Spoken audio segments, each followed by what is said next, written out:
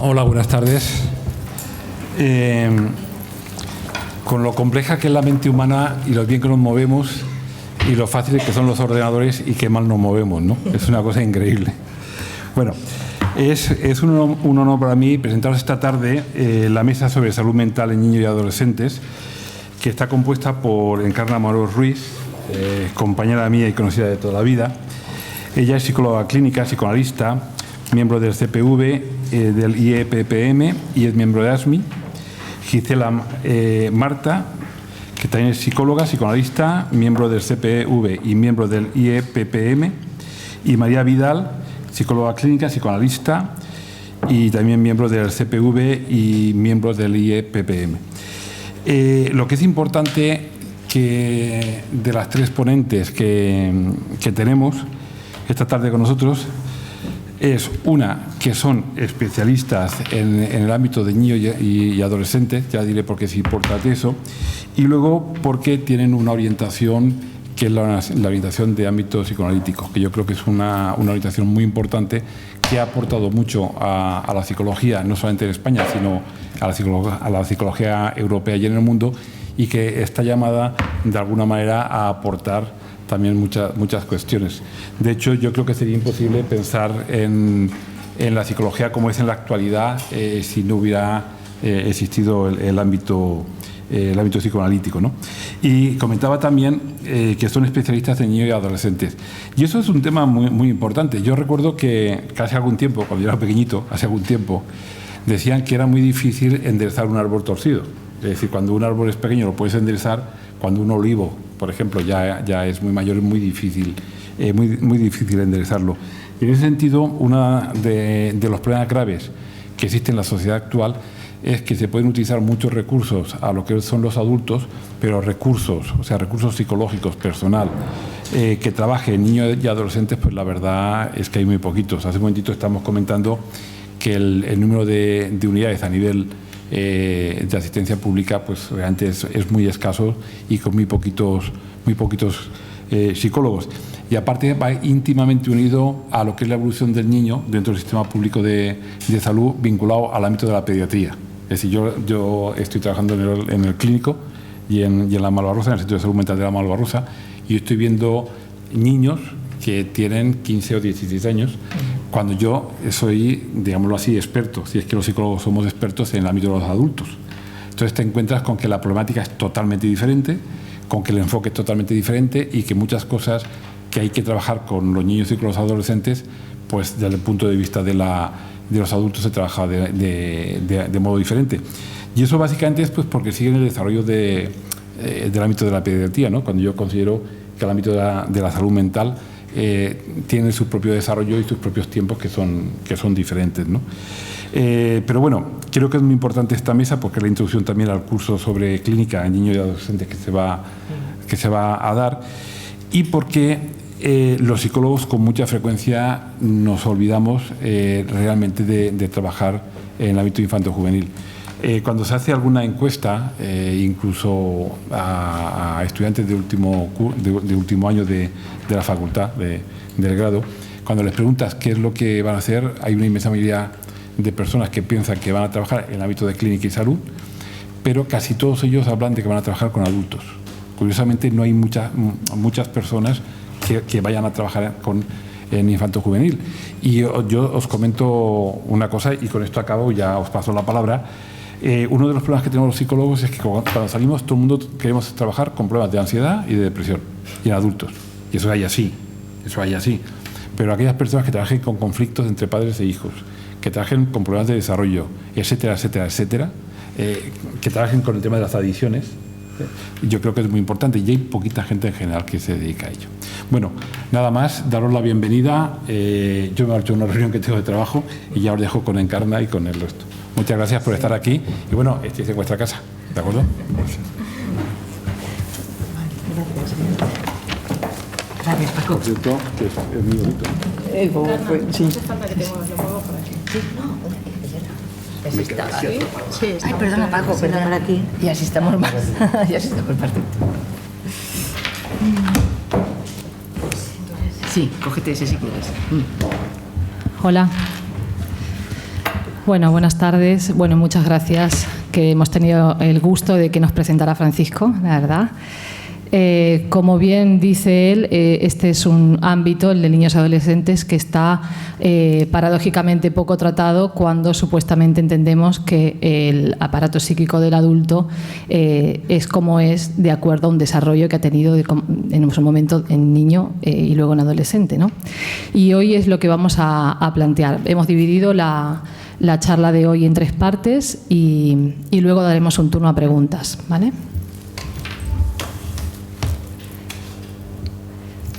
Espera, que estoy con 2 ordenadores aquí y es un poco complicado. Bueno, lo voy a mover yo. Yo creo que demasiado lo Bueno, pues entonces lo mueven, Carla. Vale, es que se nos Llevo, no te preocupes, llevo. está haciendo, se la está dando más difícil. Es que estoy con... Es que si no me tengo que poner esto. No, perdonar, se le está haciendo las cosas. Hola, ¿a este también va? Muy bien. ¿Os dais cuenta que el tema de la tecnología es como que... Bueno, para hablar de salud mental en niños y adolescentes, necesariamente nos tenemos que remitir al origen de la clínica, que es un poco lo que dijo Francisco. No me voy a extender en hablar del psicoanálisis, pero simplemente voy a dar 2 o 3 pinceladas para que sirvan de introducción y que nos centren en el tema. ¿Por qué? Pasa al siguiente. ¿Por qué decimos que tenemos que ir al origen? Porque más allá de la orientación de cualquier profesional que se dedique a la salud de niños y adolescentes o incluso de adultos, lo que está claro es que la clínica como tal nace con Freud, ¿vale? Estamos hablando en el siglo XIX, ¿vale? Hace más de 100 años ya. ¿Esto por qué? Porque abre una forma nueva de entender al paciente. Esa forma nueva de entender al paciente, ese foco que se pone por primera vez en el mundo interno del sujeto, fue toda una revolución, porque antes, y yo creo que lo interesante de traerlo hoy en día, es que está pasando lo mismo que en la edad victoriana, que se sigue poniendo el foco en el síntoma y en el comportamiento sin entender, sin entender que el sujeto es más allá del síntoma y del comportamiento. Digamos que el comportamiento y el síntoma es una respuesta o una manifestación del mundo interno. Y a veces es muy paradójico lo que vemos. Esta forma de ver la enfermedad mental, que es distinta de la psiquiatría de entonces y también muy distinta de lo que estamos viendo hoy en día, decía que revolucionó una forma de entender el mundo interno porque se centró principalmente en tres ítems. La interpretación, ¿vale? Se empezó a interpretar los procesos internos por primera vez. La cura por la palabra, que sería la psicoterapia de hoy en día, porque lo que hacemos en psicoterapia hoy es, a través del discurso del paciente, intentar entender. No somos médicos que vamos, ¿no?, con un síntoma, pero a veces sí que parece que lo fuéramos y somos psicólogos. Y el reconocimiento, desde luego, del inconsciente, ¿vale? Esas fueron las bases para edificar esa teoría nueva que surgió hace 100 años ya. Freud, con esta nueva teoría psicológica, teorizó todo un método profundo para entender el origen y el funcionamiento del psiquismo, descubriendo que los sujetos también nos movemos, vivimos y nos enfermamos, no por la realidad, decía, que se ve, sino por procesos inconscientes. Si hablamos de alguna manera de procesos inconscientes, también podemos agregar que cada uno tiene una singularidad, ¿no? Cada uno es diferente al otro, con lo cual nuestro trabajo y más el foco que pone el psicoanálisis es absolutamente individual, ¿vale? O sea, es el discurso del paciente en ese momento concreto, porque no solamente por lo obvio que tiene una vida diferente a la de otro, sino porque lo que dice y lo que se crea en esa situación de sesión o situación de terapia es muy concreto, es algo que sucede ahí y no sucede en otro lugar. Esto que estamos hablando no es más que, y es una cosa muy gorda, que es la subjetividad, que es otra cosa que hoy en día vemos que se está poniendo también en riesgo, ¿vale? Hay muchos filósofos, sobre todo, y muchos psicólogos que estamos de acuerdo que el gran malestar, digamos, de hoy, el siglo XXI, que estamos viendo muchos clínicos, pero sobre todo es recogido por los filósofos, es la pérdida de subjetividad. Hay una desubjetivización en esta sociedad. Con el avance de las nuevas tecnologías y todo esto es una cosa que lo vemos muchísimo más presente, ¿no? La manifestación sería, la vemos en este tipo de redes sociales, por ejemplo. La viñeta esa que he cogido un poco para explicar el principio, que no sé si lo llegáis a ver todos, ¿lo llegáis a leer más o menos? Es una viñeta que al principio parece un poco tonta, ¿no? Y parece superficial, pero viene un poco a recoger la idea del psicoanálisis. ¿Por qué? Porque, bueno, esa es una viñeta clínica de Hans, que es el primer caso que se recogió infantil desde el psicoanálisis, que no sé si sabéis que Freud no lo analizó directamente, fue a través de Herbert, que era su padre, y le contaba lo que le pasaba al niño. Este niño tenía una fobia, pero fue lo primero que, digamos, que se recogió de la clínica. Lo interesante, digo, de esta viñeta es que el niño tiene una conversación con el padre en donde está bañándose y le dice el niño que tiene miedo de que su madre le deje caer. Y el padre le dice, bueno, pero tú sabes que mamá no te va a dejar caer. Y él dice, ya, pero lo pensé. Quiere decir que lo que sucede en el mundo interno muchas veces no solamente no se verbaliza, sino que el acceso a lo que sucede es mucho más complicado de lo que vemos y de lo que los síntomas describen, ¿vale? Está como deformado. Ahora sí, pasamos al siguiente. Bueno, el psicoanálisis podríamos decir que no solamente pone el foco acerca de la teoría del inconsciente, no solamente revolucionó la clínica y la cultura del momento, sino que nos dio las herramientas suficientes para entender algo muchísimo más amplio, que es el sufrimiento humano, y que es algo que también hoy en día se está dejando de ver, ¿no? Estamos muy acostumbrados a recoger, por ejemplo, historiales clínicos de padres que vienen y te dicen que a su hijo no saben lo que le pasa, pero que creen que no le pasa nada, porque no lo ven tan mal, que realmente han venido derivados de otras personas, ¿no? Como por ejemplo de un médico o a veces de un profesor. Con lo cual se hacen cargo otras personas de que ese niño le pasa algo a través de su síntoma.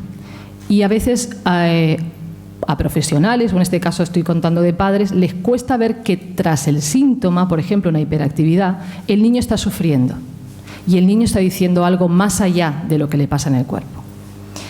Del mismo modo es a través de la clínica y de la teoría psicoanalítica que se desprende también el psicoanálisis infantil. Quiero decir, el psicoanálisis infantil surgió como una subespecialidad. Y el psicoanálisis infantil abarca desde los inicios, incluso antes del nacimiento, porque para nosotros, a la hora cuando traen un niño, cuando creamos la historia clínica, vamos mucho más allá, vamos incluso a entender por qué esos padres en un momento determinado tuvieron al bebé y a entender, bueno, más allá del deseo, quiere decir en qué circunstancias, con lo cual estamos hablando más allá del nacimiento del niño. Y esto es hasta la infancia, la adolescencia y lo que llamamos adolescencia tardía, o sea que recogemos casi, digamos, todo el desarrollo del sujeto. O sea, veis que no es solamente niños de 2 o 3 años o niños hasta los 14, como decía antes Francisco, ¿no? Es decir, que si la patología en el adulto, que es lo que, bueno, hay una cosa que es un poco obvia y que no la he dicho. Cuando el psicoanálisis infantil surge es porque primero se centraron en el mundo de los adultos, que es decir, la primera clínica surgió con la clínica del adulto. Lo que pasa es que lo que Freud observó fue que en todo el discurso, digamos, todo el discurso de los síntomas y de lo que los pacientes traían, siempre había reminiscencias del pasado y traían su infancia. Entonces empezó a pensar que evidentemente había un origen ahí. Había un origen traumático o a veces simplemente habían determinadas datos que nos decían que en el desarrollo de ese sujeto que hoy estaba enfermo algo había sucedido y en un momento determinado. Con lo cual podemos decir que esta subespecialidad, ¿no?, que nace hace más de 80 años y que digo que empezó con los adultos primero, podemos decir que también lo podemos utilizar como para prever una posible enfermedad. Porque si nosotros podemos saber que en un momento determinado del desarrollo del sujeto ha sucedido algo y ese paciente luego se enfermó, podríamos sentar las bases o hipotetizar cuáles son las mejores condiciones para que el niño se desarrolle, ¿no? Con lo cual, aquí está el doble juego de por qué enfermamos y qué sería normalidad o qué sería salud, ¿no? Desde este punto de vista. Estoy yendo muy rápido, no sé si... Bueno, ¿cómo voy de tiempo? No, bien, vale. Bueno, ¿cómo podía tener historia un niño en ese momento? Eso es lo que se plantearon muchos psicoanalistas. ¿Cómo se puede analizar un niño? ¿Cómo se puede analizar la historia de un niño si un niño es un niño? ¿No? ¿Qué historia trae? Eso se lo cuestionaron en su momento, pero yo un poco, si veis, me voy detrás y delante en la historia, porque hoy en día también mucha gente se cuestiona, ¿qué te va a contar un niño si no te cuenta nada?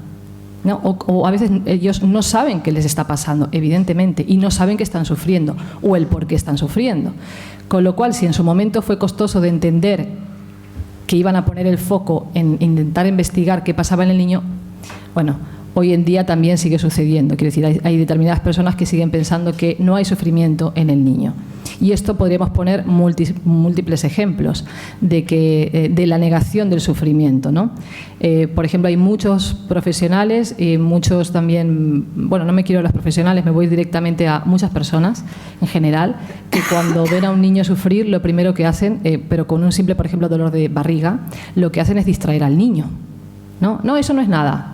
Y estoy cansada de escuchar enfermeras de colegios que solamente cuando un niño se queja de que algo le duele, ya sea cabeza, tenga un mareo, le dan siempre agua, como si el agua fuera a borrar el sufrimiento, sin ir más allá a ver por qué ese niño le ha dolido la cabeza, qué diferencia hay entre el dolor de barriga y el dolor de panza, que se dice, o por ejemplo simplemente estar nervioso, o sea, qué diferencias hay en sufrir o qué nos está transmitiendo el sufrimiento de ese niño, ¿no? Por otra parte, a pesar de que casi todas las disciplinas psicológicas han bebido del psicoanálisis y surgen de ahí, existen ciertos lugares privilegiados como la universidad y como el ámbito hospitalario, por ejemplo, que no nombran al psicoanálisis. Muchos de los que estáis aquí formados sabéis que la universidad se pasa como si fuera algo histórico, cuando sabemos que la clínica surge de ahí. Entonces, obviarlo es como obviar de dónde parte la clínica. Es más, mucha terminología psicoanalítica es psicoanalítica y no se sabe. Y la tenemos absolutamente incorporada en nuestra cultura. No solamente en la clínica, en la cultura. Por ejemplo, la caja de juegos surgió del psicoanálisis, por ejemplo. El término inteligencia emocional, las neuronas espejo, represión, mecanismos de defensa, eso que llamamos tanto proyectas, ¿no? Proyección, superyo, en fin, muchísima terminología que viene de ahí y no se sabe que viene de ahí. Voy a contar una simple anécdota para que veáis. Yo me acuerdo que una vez puse un artículo, hice un programa Punset, empezaba a hablar de las neuronas espejo en su momento, estamos hablando hace muchos años, y yo que tenía una pequeña relación así de debate, ¿no? Que le mandaba ciertas cosas, todo esto correo electrónico, no lo conozco. Le dije, bueno, me gustaría que en alguno de tus programas pudieras decir que las neuronas espejo, explicar de dónde vienen, porque el primero que habló de eso sin decir que se llamaban neuronas espejo fue Freud. Y él ya había hablado de que esto ocurría, y ese proceso ya ocurría de empatía. Él lo llamó de otra manera, y él me dijo, y me contestó que era verdad, que lo reconoció. Me dice, pero sabes que el psicoanálisis ya no se puede nombrar. Pero es una cosa que permanentemente lo vemos, ¿no? Y los que somos psicoanalistas decimos, ¿por qué no le ponen nombre? Parece que hay como miedo, ¿no?, a nombrar el psicoanálisis. Ahora me gustaría señalar, que creo que me voy a ir atrás un momento, una serie de ítems que nos muestran dónde está puesto el foco en la clínica psicoanalítica, cuando observamos sobre todo el desarrollo de un niño. ¿Qué nos ayuda a ver? Nos ayuda a ver al niño no como un ser aislado, sino evidentemente formando parte de una historia relacional. Y cuando decimos una historia relacional, hablamos de un contexto determinado y hablamos que a la vez ese niño se está relacionando con más gente, ¿vale? O sea, tiene unos vínculos muy concretos, ¿no? Y tenemos que averiguar qué tipo de vínculos tiene, ¿no? Con su madre, con su padre, con sus hermanos, con sus amiguitos, bueno. Luego nos ayuda a ver el desarrollo del funcionamiento del inconsciente. Y que eso es una cosa que van a explicar luego más detalladamente Encarna y María. Pero el inconsciente no nace de repente, o sea, nos vamos desde el desarrollo del soma, que es el cuerpo, hasta que nace la psique, que es lo que nosotros llamamos aparato mental o aparato psíquico. O sea que al cuerpo el psicoanálisis infantil también le da importancia. Luego se subdivide en esto que se llama psicosomática, pero el cuerpo, para los psicoanalistas y para los psicólogos clínicos, el cuerpo del niño tiene que ser pensado también. Sobre todo porque el niño habla permanentemente con el cuerpo, ¿eh? Y parece que no se le está como integrando. Esto de cuerpo y mente cada vez se tiende más a separar y no a integrar. Nosotros lo que le damos es una unidad. Lo entendemos como que si pasa algo psicológicamente le va a repercutir en el cuerpo, y al revés, si pasa algo en el cuerpo va a repercutir evidentemente en el psiquismo del niño, en cómo se relaciona, qué es lo que hace, ¿vale? Y luego nos ayuda a ver dentro de un psiquismo singular las fantasías concretas que se van desarrollando en ese niño. Los mecanismos de defensa sabemos que no son iguales según la realidad que tienen.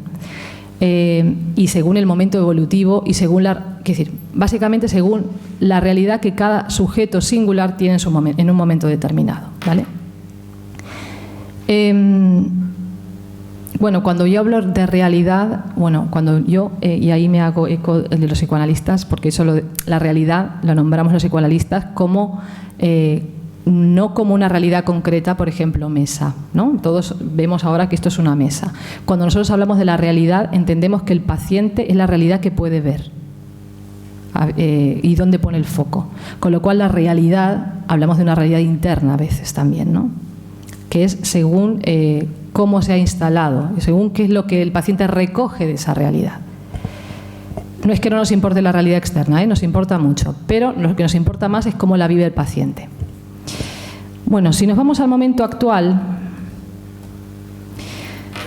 hoy en día los psiquiatras, los psicólogos y los educadores estamos siendo espectadores de un verdadero cambio de paradigma y nos cuestionamos más que nunca qué es patología y qué no es patología. Los cambios que estamos viendo en nuestra sociedad, a veces tan profundos y en un lapso de tiempo tan corto, nos obligan a profesionales de la infancia, sobre todo a repensar los criterios de enfermedad y de salud, y a buscar sobre todo nuevas formas de abordarlos psicoterapéuticamente, porque si aparece algo nuevo, evidentemente uno tendrá que ver qué herramientas han quedado obsoletas o qué cambio tenemos que hacer en este caso los psicoterapeutas para podernos hacer cargo de lo que está sucediendo hoy. Por ejemplo, los conflictos del desarrollo propios de la infancia y de la adolescencia se suman también a los cambios revolucionarios de esta época, de este siglo XXI. La crisis actual, la nueva tecnología, el exceso de información, el exceso de estímulos que tienen los niños están hiperestimulados. La inmediatez, o sea, lo quiero y lo quiero ahora, ¿no? Que da también un poco buscar la información de una manera inmediata, ¿no? Ahora ha cambiado totalmente el acceso a la información.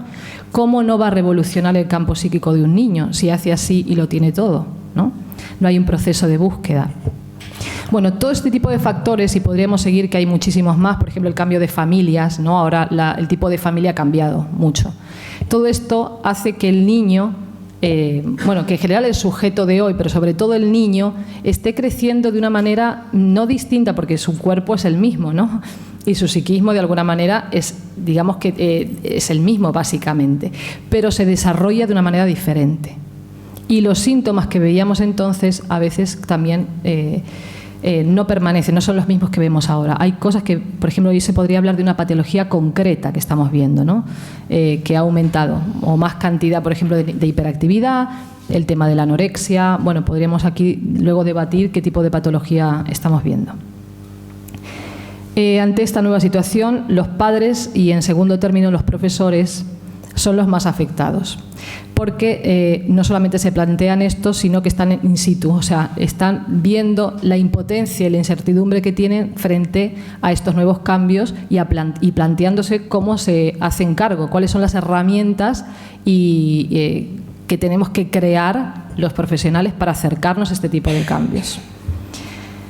Estamos viendo que, a diferencia de lo que ocurría en generaciones anteriores, hay un exceso tan grande de información que desborda al sujeto, ¿vale? Pero a la vez, y de forma paradójica, los adultos reconocen sentirse más que nunca impotentes y sin herramientas, con lo cual parece algo muy contradictorio. ¿no? Frente a que el niño tiene más información, el adulto se siente como más empequeñecido, ¿no? Y muchos te dicen que se sienten con falta de autoridad, ¿no? Con los niños. No saben cómo educar a estos nuevos niños que les rebaten absolutamente todo. Por otra parte, hay una tendencia cada vez mayor a buscar soluciones rápidas, y esto es en todo, ¿no? Podríamos decir, soluciones rápidas me refiero de cuando un niño viene con sintomatología, ¿no? Lo que hacen justamente es evitar el conflicto en sí mismo, cuando es una cosa básica. Quiero decir, ¿cómo uno no va a pasar por el conflicto? Tiene que pasar con el conflicto. Y el psicoanálisis pone el foco ahí, sobre todo, en el conflicto. ¿Y qué tipo de conflicto hay? Bueno, como dice el psicoterapeuta de niños y adolescentes Joseph Nobel Freud, que es sobrino nieto de Freud, dice: vivimos en una sociedad donde los niños no son tratados como sujetos y además están hipermedicalizados. Esto es una cosa que estamos viendo mucho hoy en día, ¿no? El exceso de medicalización para los niños, que en realidad lo único que hacen es acallar el síntoma, lo taponan, con lo cual lo callan por un momento, porque evidentemente va a buscar nuevos cauces para salir, hará otro tipo de sintomatología. Y es más, el niño no tiene herramientas luego para hacerse cargo del sufrimiento, porque si cuando sufre me dan una pastillita y el síntoma desaparece, ¿cómo el niño experimenta cómo trabajar internamente cuando él sufre? ¿Cómo se identifica cuando él sufre? Todo este tipo de preguntas, ¿vale?, son las preguntas un poco que vamos a intentar un poco contestar hoy, pero sobre todo en el curso que vamos a dar, que es de patología del niño y del adolescente, ¿no? Aquellos que nos dedicamos a la clínica sabemos que si taponamos el síntoma, que es lo que estaba comentando antes, lo único que se consigue es que se filtre por otro lado, ¿no? Freud hablaba mucho de la metáfora como del agua, ¿no?, como un desborde de agua. Evidentemente, si tapamos un agujero, el agua siempre va a buscar una salida. O sea, la salida la va a buscar. Y así podemos entender qué es el aparato psíquico, ¿no?, como un torrente de agua, ¿no?, de mucha energía, que tenemos que ver cómo canalizarla de la mejor manera. Y ya por último, ¿cómo estoy de tiempo? ¿Ya he acabado? Bueno, entonces digo ya para terminar. Bueno, ahora sí, para terminar, voy a hacer una conclusión y ya le doy paso a Encarna.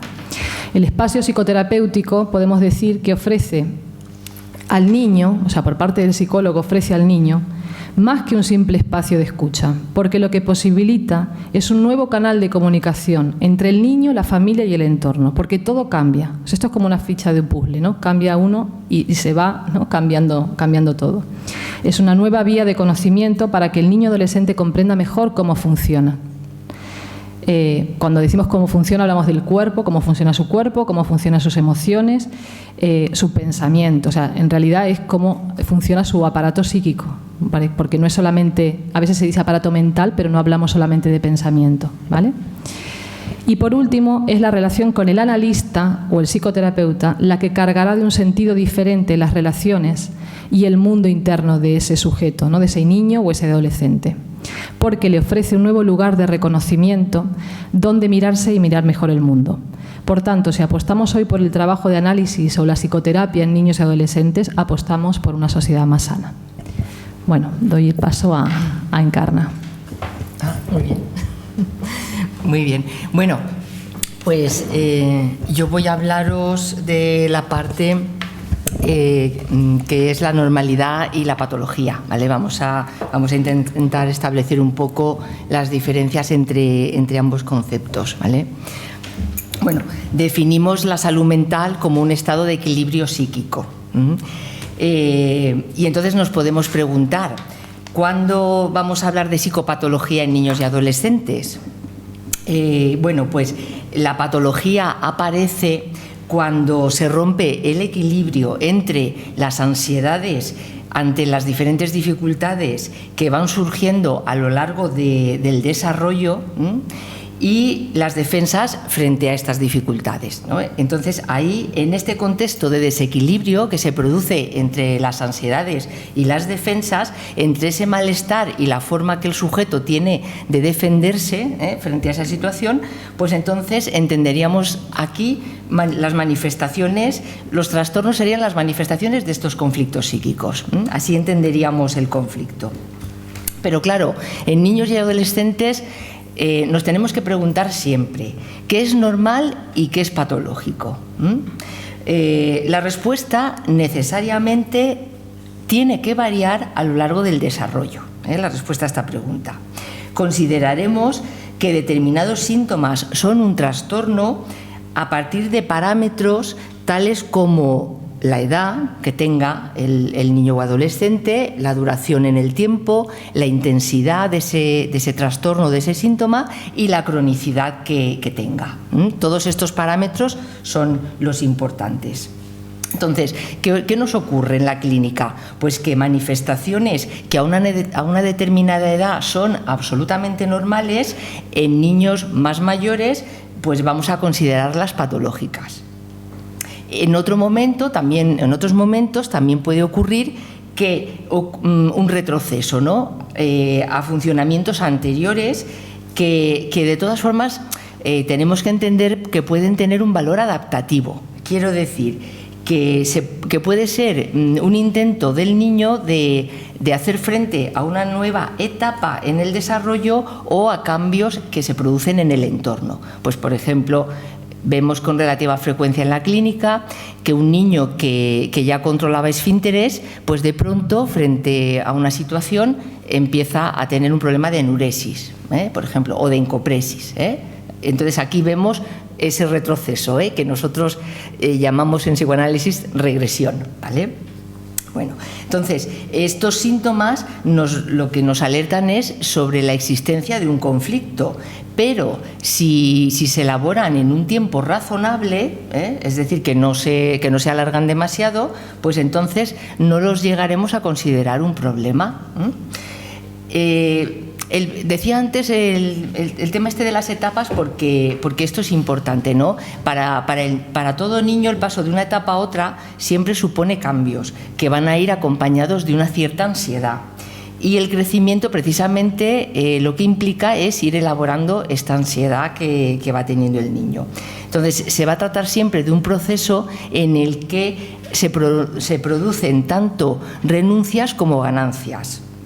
O sea que siempre se producen renuncias a las características de la etapa anterior y también hay unas ciertas ganancias. Entonces los desajustes o reajustes que se van a producir son el devenir natural de la maduración y el desarrollo. O sea que, como veis, hacemos todo el tiempo alusión a que el desarrollo es un periodo siempre de cambio. La patología, por lo tanto, es la resultante entre los factores que podemos decir que funcionan bien, que son los aspectos sanos del sujeto, los recursos y el potencial personal que tiene, y aquellos otros que no funcionan bien o que lo hacen de forma alterada. Vamos ahora a pasar a la etiología de la enfermedad mental, ¿vale? La etiología se define, ¿no? es la que estudia las causas de las enfermedades, pero se vuelve mucho más compleja cuando hablamos de trastorno mental o de enfermedad mental. La etiología no es tan clara. Porque son múltiples los factores que causan un trastorno. Siempre tenemos que pensarlo así. Vamos a encontrar que puede haber factores protectores y factores desencadenantes de la enfermedad mental, ¿no? Ambos se organizan de tal forma que determinan que aparezca o no aparezca un determinado conflicto. Entonces, cuando hablamos de trastornos en niños y adolescentes, no nos referimos... No, yo creo que era el anterior. Yo creo que es el anterior. El anterior. Yo creo que sí, ¿no? Sí, mira, sí. Vale. Sí. Cuando hablamos de trastornos en niños y adolescentes, no nos referimos a una suma de síntomas que se configuran en una organización diagnóstica, ¿no? Porque si limitamos nuestra mirada a los síntomas, a esas manifestaciones externas del paciente, eso no nos va a permitir conocer al niño y al adolescente en su globalidad. Habrá que tener siempre en cuenta aspectos personales que son las propias capacidades, las necesidades que tiene en esos momentos, la vulnerabilidad, la adaptación que tiene en el control de sus impulsos y en el contacto con la realidad. Y también habrá que valorar los aspectos de su entorno, que son pues el tipo de familia que tiene y las circunstancias personales que va teniendo en el colegio, con sus amigos, etcétera. Entonces, lo que queremos transmitir con esta idea es que lo que encontramos en la clínica muchas veces son niños que tienen síntomas fóbicos, síntomas obsesivos, síntomas histéricos. Es decir, que podemos encontrarnos con un paciente que tiene un conjunto de síntomas, con lo cual el diagnóstico va a ser siempre muy complicado. Además, que ahí también sería otro tema de discusión y es el tema del diagnóstico, ¿no? Porque pueden haber, ya digo, síntomas que nos pueden parecer borderlines o psicóticos, ¿no? Pero siempre habrá que tener mucho cuidado en hacer un diagnóstico de esquizofrenia o trastorno bipolar en edades tempranas, por ejemplo, ¿vale? Pero bueno, luego si queréis podemos desarrollar más este tema. Entonces, el ser humano tiene desde el inicio... Es así, sí. El ser humano tiene desde el inicio una estructura. Nace con una predisposición, pero esa predisposición es para entrar siempre en relación, de forma inmediata, y al mismo tiempo ir constituyéndose en función de esta relación. Es decir, que nosotros consideramos que la relación conduce a la interdependencia, que es un espacio donde se va a producir el desarrollo, y no existe un desarrollo, como decía antes, sin avances y retrocesos. Entonces, según cómo se vaya dando este proceso, encontraremos distintos niveles y grados, desde la normalidad hasta la patología, ¿no? Por ejemplo, podemos poner un ejemplo con situaciones relacionadas con el desarrollo. Por ejemplo, en el primer año, podríamos tener cólicos del lactante, trastornos de la alimentación y trastornos del sueño. En el segundo año podríamos tener problemas de desobediencia y en el tercer año podríamos tener terrores nocturnos. Todo esto sería relativamente normal en estas edades. Además, hay que tener en cuenta que en los primeros años de la vida predomina la expresión corporal del conflicto, como ha hecho antes referencia Gisela. Todos estos síntomas se pueden acabar convirtiendo en ese niño con el paso del tiempo, se pueden convertir pues, en una enfermedad psicosomática o en un TDAH, como decía Gisela, o en una fobia, etcétera. Entonces, cuando en un niño ya está resuelta una etapa en el desarrollo, pueden aparecer dificultades. Otro ejemplo sería pues, cuando un niño no tiene problemas de sueño y a partir de un cambio en la familia, puede ser una separación de los padres, puede ser un fallecimiento de un familiar, una enfermedad grave de los padres, situaciones en las que el niño, por ejemplo, puede pasar a tener terrores nocturnos o volver a tener dificultades para dormir, miedo a la oscuridad, etcétera, ¿no? Todos estos síntomas regresivos pueden desaparecer siempre. Si la respuesta del entorno es favorable, por un lado pueden desaparecer, ¿no? Y si se mantienen en el tiempo es cuando ya pensaríamos en que estamos ante un cuadro patológico, ante una psicopatología. La ruptura de estos estados de equilibrio en el niño siempre van a requerir reajustes para elaborar el conflicto al que ese niño se está enfrentando. Y este mecanismo adaptativo regulador estará presente de forma continua. Puede adoptar formas de desequilibrio que nos alentarán y nos harán ver que está en un periodo de crisis. Pero nosotros entendemos siempre que estamos en un continuo entre salud y enfermedad. Es decir, que no vamos a ver la enfermedad mental como algo estanco, ni en niños, ni en adolescentes, ni en adultos, ¿vale? Pero en niños y en adolescentes todavía menos, porque el niño y el adolescente está en una etapa evolutiva y en una etapa de desarrollo, con lo cual todavía hay que llevar más cuidado en no considerarlo así. Entonces, por otro lado, la adolescencia, que consideramos que es una crisis de desarrollo, ¿no? Es una época que además varía mucho de un joven a otro y que además actualmente dura mucho más tiempo. En estos momentos la adolescencia se ha extendido en el tiempo. Siempre va a llevar también una cierta ruptura con lo anterior, es decir, que el adolescente siempre tiene que romper, ¿no? con lo anterior, y va a ser como un movimiento de desequilibrar para volver a equilibrarse, y de esta forma el adolescente encontrará su propia identidad. Es una lucha entre la pérdida de lo que va dejando atrás, que es la dependencia de los padres y de la infancia, y la independencia de lo que el adolescente quiere ganar, ¿no? ¿Qué quiere el adolescente? Pues nuevos vínculos con los padres y nuevos vínculos con el mundo externo. Entonces, desde nuestra perspectiva, la evolución del niño y del adolescente, su salud mental o su psicopatología, se desarrollan en el marco de la interacción de las relaciones familiares y de su entorno. Cada sujeto tiene sus características innatas, sus recursos y sus limitaciones. Y cada edad tiene sus capacidades, necesidades y problemas. Entonces, de cómo el entorno responda a estos aspectos, o a estos diferentes aspectos, del tipo de relaciones que se desarrollen, va a depender la evolución que logre hacer ese sujeto hacia la normalidad o hacia la patología. Por otro lado, las investigaciones realizadas en los últimos años sobre las primeras relaciones entre el niño y los padres han demostrado la gran importancia que estos primeros vínculos tienen en el desarrollo posterior. Cuando se alteran, o bien porque los padres son incapaces de cuidar, o porque el niño ya nace con dificultades como diferentes enfermedades, ¿no? que pueden hacer difícil para los padres relacionarse con él, la evolución de este niño va a resultar afectada. Por otro lado, tras el nacimiento de un hijo, la pareja siempre tiene que reorganizarse para admitir a ese nuevo ser y convertirse en una familia. Pueden surgir dificultades para esos padres, porque pueden tener dificultades para tolerar la dependencia que el niño tiene de ellos, y esto va a afectar a la relación previa que tenían como pareja. Y también, si hay niños en esa familia ya, pues el nacimiento de un nuevo niño va a afectar también y cambiará más la familia, ¿no? Otra cuestión que vemos mucho en la clínica es que los padres, cuando se plantean tener un hijo, tienen un ideal de hijo, ¿no?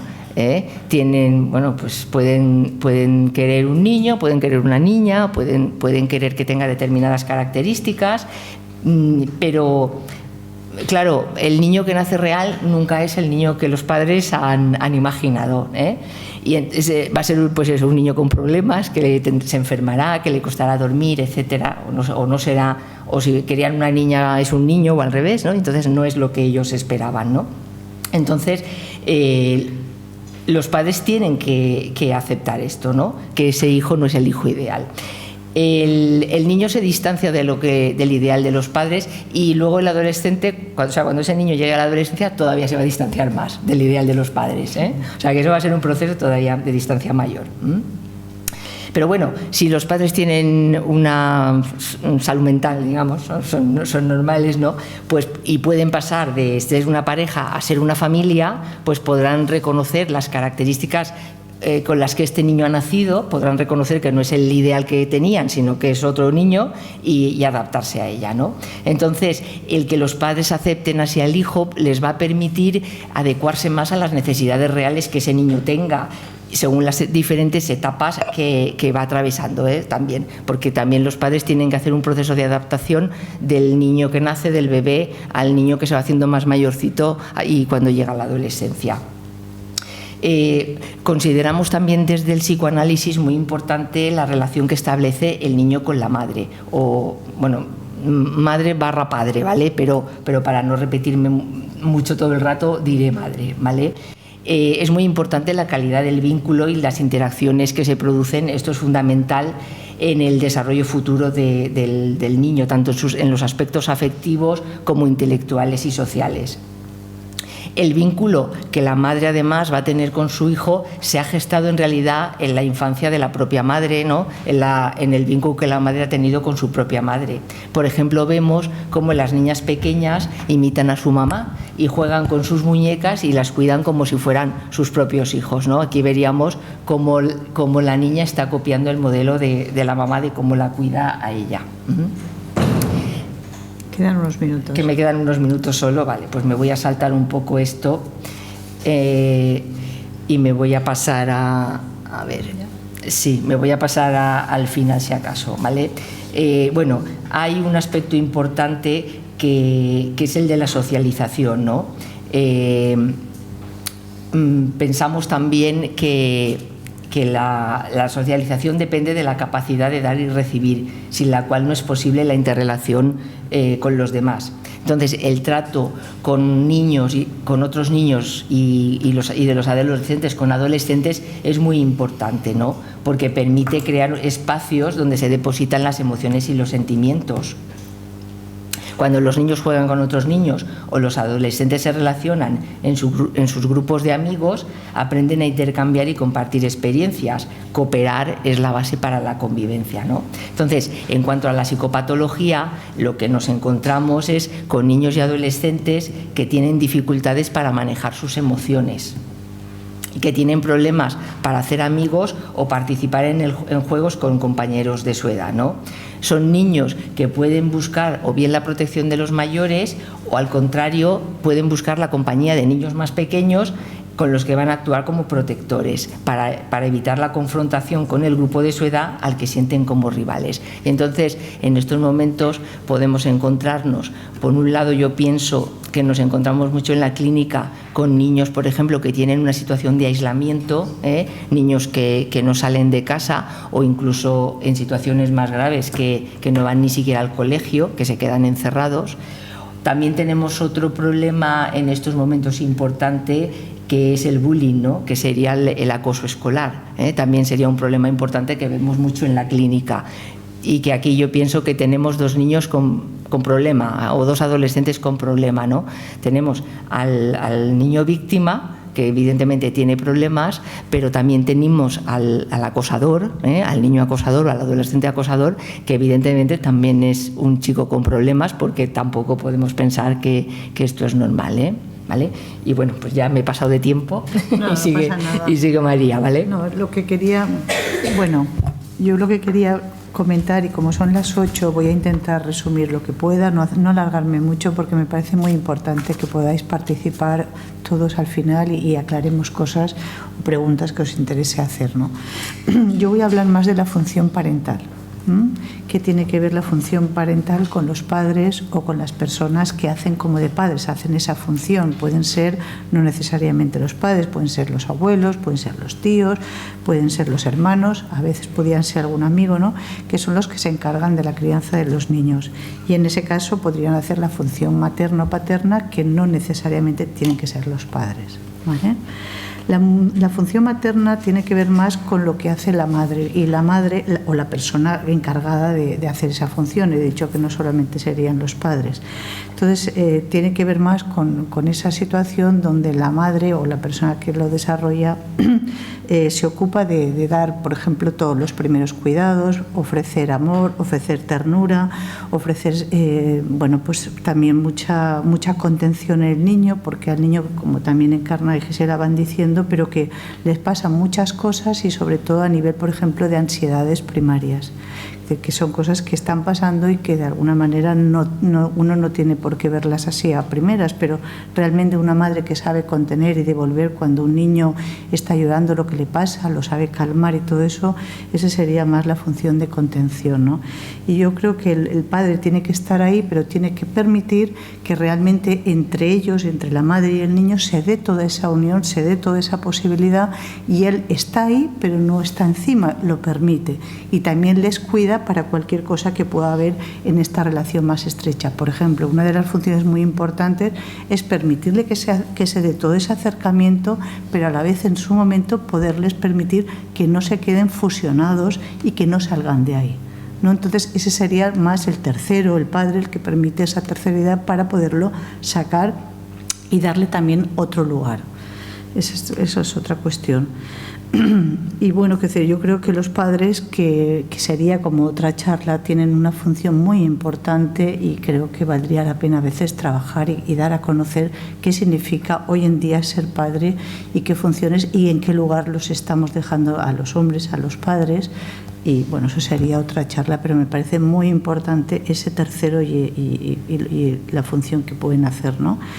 Realmente la función de los padres yo creo que pasa por una actitud, fundamentalmente yo lo entiendo hacia los niños y también hacia los adolescentes, de tolerancia, de respeto y de contención, que os decía. En la contención es la posibilidad de que realmente el padre, que marca la autoridad, que se encargue de poner límites y entonces permite que todo ese juego entre la fantasía y la realidad se pueda ir dando y no se crea confusiones permanentemente desde esa fusión que haría confundir las cosas y el niño dejarlo atrapado en lo que podría darse en la patología de, por ejemplo, psicótica, ¿no? Es decir, que el niño se queda atrapado con la madre y que son cosas que cuando acabe os diremos, bueno, yo os comentaré lo que vamos a trabajar en las clases que vamos a dar en el curso en el Colegio de Psicólogos, que estos temas van a estar. Luego lo comento al acabar, ¿no?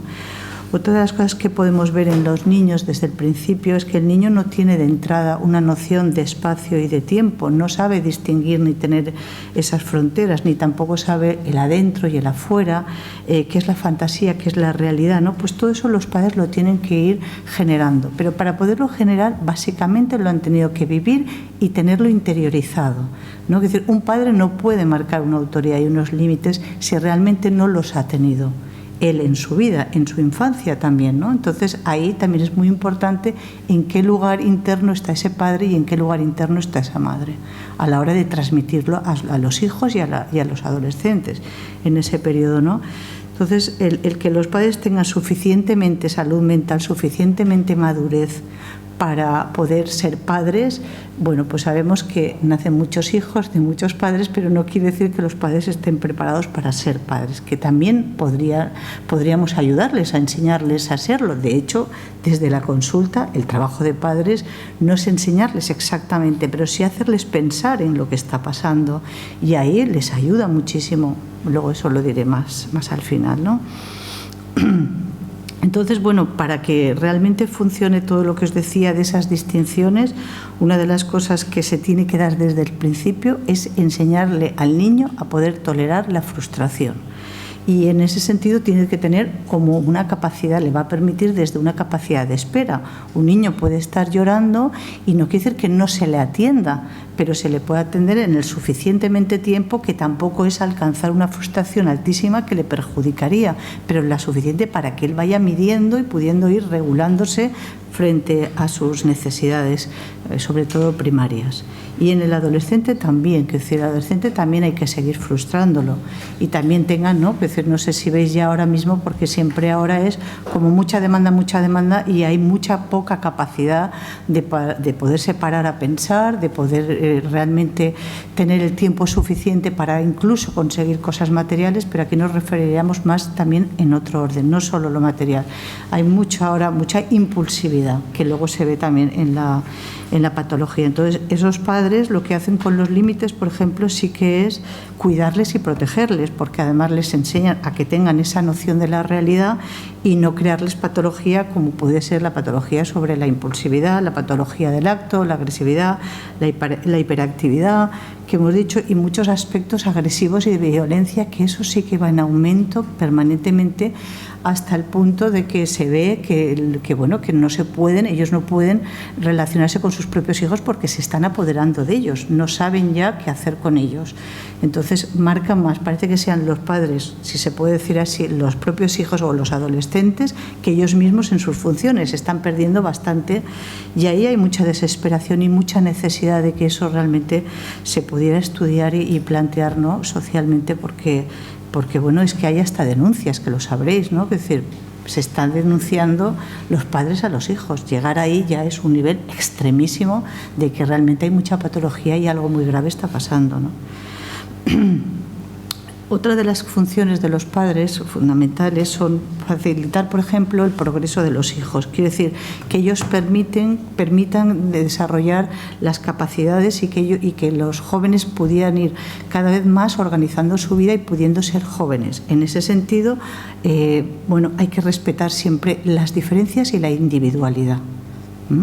Y así eso permitirá que realmente vayan independizándose de los padres y alcancen también su grado de autonomía hasta el punto de poder ser adultos, llegar a ser adultos de la forma más madura posible y más sana posible, porque, como decía Encarna, no todo es que seamos todos sanos o todos patológicos. Tenemos grados, tenemos diferencias, y depende ya el nivel que se alcance, pues ya podremos empezar a hablar más de patología, pero siempre todos tenemos algo de patológico, si queremos decir así, y algo también sano, que a mí me parece que eso está muy bien pensarlo así. Otra de las cosas es, bueno, que creo que se basa en una buena relación, porque yo creo que también desde el inicio, desde el niño, desde que se constituye, desde que nace y tal, el tener una buena relación donde fundamentalmente hay tolerancia, hay respeto, hay escucha, una escucha en la cual realmente el otro no es un animalito, que decir, el otro es un otro y por muy pequeñito que sea hay que respetarlo y es diferente y tiene toda su vida interna, que a veces es como que nos pudiera, no sé, pensáramos que son nuestros, que los poseemos, que ellos no tienen nada que decirnos, y yo creo que escucharlos en esa diferencia nos va a permitir mucho saber cada uno lo que tiene que hacer, ¿no? Pero en ese sentido, que todos los niños y todos los adolescentes que se sienten aceptados por sus propios padres, eso les dará poco a poco seguro una posibilidad de sentirse confiados, de tener confianza y de tener seguridad en sí mismos, ir alcanzándolo, que eso es una cosa gradual, no se nace así, se va configurando a partir de algo que sería más la confianza básica que empieza desde el principio entre padres e hijos. También los hijos necesitan tener delante unos protagonistas como padres que realmente sean maduros. Y que sean maduros es que realmente se han podido constituir como personas adultas. Eso no es nada fácil. Aun siendo padres no hay ninguna garantía de que todos seamos maduros y adultos y tengamos una buena salud. Es difícil, que yo creo que siempre hay muchos resquicios en el camino que se han quedado y que tendríamos que estar siempre en permanente trabajo y en permanente revisión, sin por eso necesariamente ir a una psicoterapia o a un psicoanálisis o algo así, pero yo creo que siempre nos quedan cosas en el tintero para trabajar hasta que nos muramos, ¿no? Pero bueno, creo que por lo menos unos mínimos de encontrarse con esos padres capaces, maduros, son los que van a ayudar a que el niño y el adolescente encuentren la autoestima, la seguridad y la confianza. También hay diferencias en lo que se podría confundir, por ejemplo, entre esos padres que a lo mejor a veces son muy permisivos y que pudieran ser excesivamente permisivos, y entonces ahí estamos cayendo en sus funciones, me refiero a lo que sería más como un abandono. Más que ayudarles a cuidarlos y a enseñarles y realmente a todo momento que ellos puedan encontrar qué es lo que está bien, qué es lo que está mal, en el momento que es todo tan excesivamente permitido y no saben decir que no a nada, pues ahí vamos a empezar a que se pueda producir realmente una patología. De la misma manera que también hubiera, por el otro extremo, demasiada rigidez, ¿no? Entonces impiden, de las dos maneras, impiden poner unos límites adecuados. Y todo esto siempre está dentro de la graduación, de grados, es decir, ¿no? Pero si es muy excesivo por un lado y si es muy excesivo por el otro, no se va a poder permitir que realmente el niño tampoco sepa manejarse ni distinguir para nada ni lo que está bien ni lo que está mal, y sobre todo entonces se sienten como que nunca llegan a acceder a satisfacer a esos padres, por ejemplo, y se sienten fracasados, que el fracaso puede venir por ahí. El fracaso escolar también es así, porque temen y tienen miedo de decepcionarlos y que nunca van a estar, pues los padres nunca los van a mirar como si fuéramos con una aceptación suficiente, ¿no? Tendría que ser muy, muy alta. Entonces, si se sienten comprendidos por los padres y pueden realmente contener todas sus ansiedades, pues ellos también así no se van a dejar sentir, no se van a sentir invadidos por sí mismos, y en esa medida que se comprenden ellos mismos también se estiman y pueden relacionarse mucho mejor con los demás y pueden evolucionar y crecer como personas, y sobre todo desde su salud mental. Yo creo que el amor, que parece una palabra muy usada según cómo, es básica para crear a un ser humano. Ahí ya tendríamos que entrar en entender entre todos qué es el amor y qué entendemos todos los que estamos aquí por amor, bajo esos cuidados, bajo esa posibilidad de que cuando un niño nace, ¿qué hacemos con el niño, los padres y todo su entorno? Porque yo creo que, ya os digo, ¿no? Que decir que si ellos realmente se sienten escuchados, se sienten respetados, les das la posibilidad de que tengan un lugar, todo eso es lo que les va a constituir como personas. Es decir, luego ellos se van a sentir valorados, y eso además lo seguirán haciendo en relación a todo lo que viene hacia afuera, ¿no? Porque el niño crece adolescente, pues en todos sus vínculos también va a aparecer, y desde luego en el futuro cuando sean padres, si lo son o ejercen de padres, ¿no? También otro aspecto sería tener muy en cuenta la posibilidad de que no todo es igual, ni en los padres ni en los hijos, desde el principio. Es decir, cuando un niño es pequeño necesita una serie de cosas, cuando tiene más edad otra, cuando es adolescente es otra, y así todo eso es como que ellos van cambiando, pero también los padres tienen que ir adaptándose a todos esos cambios.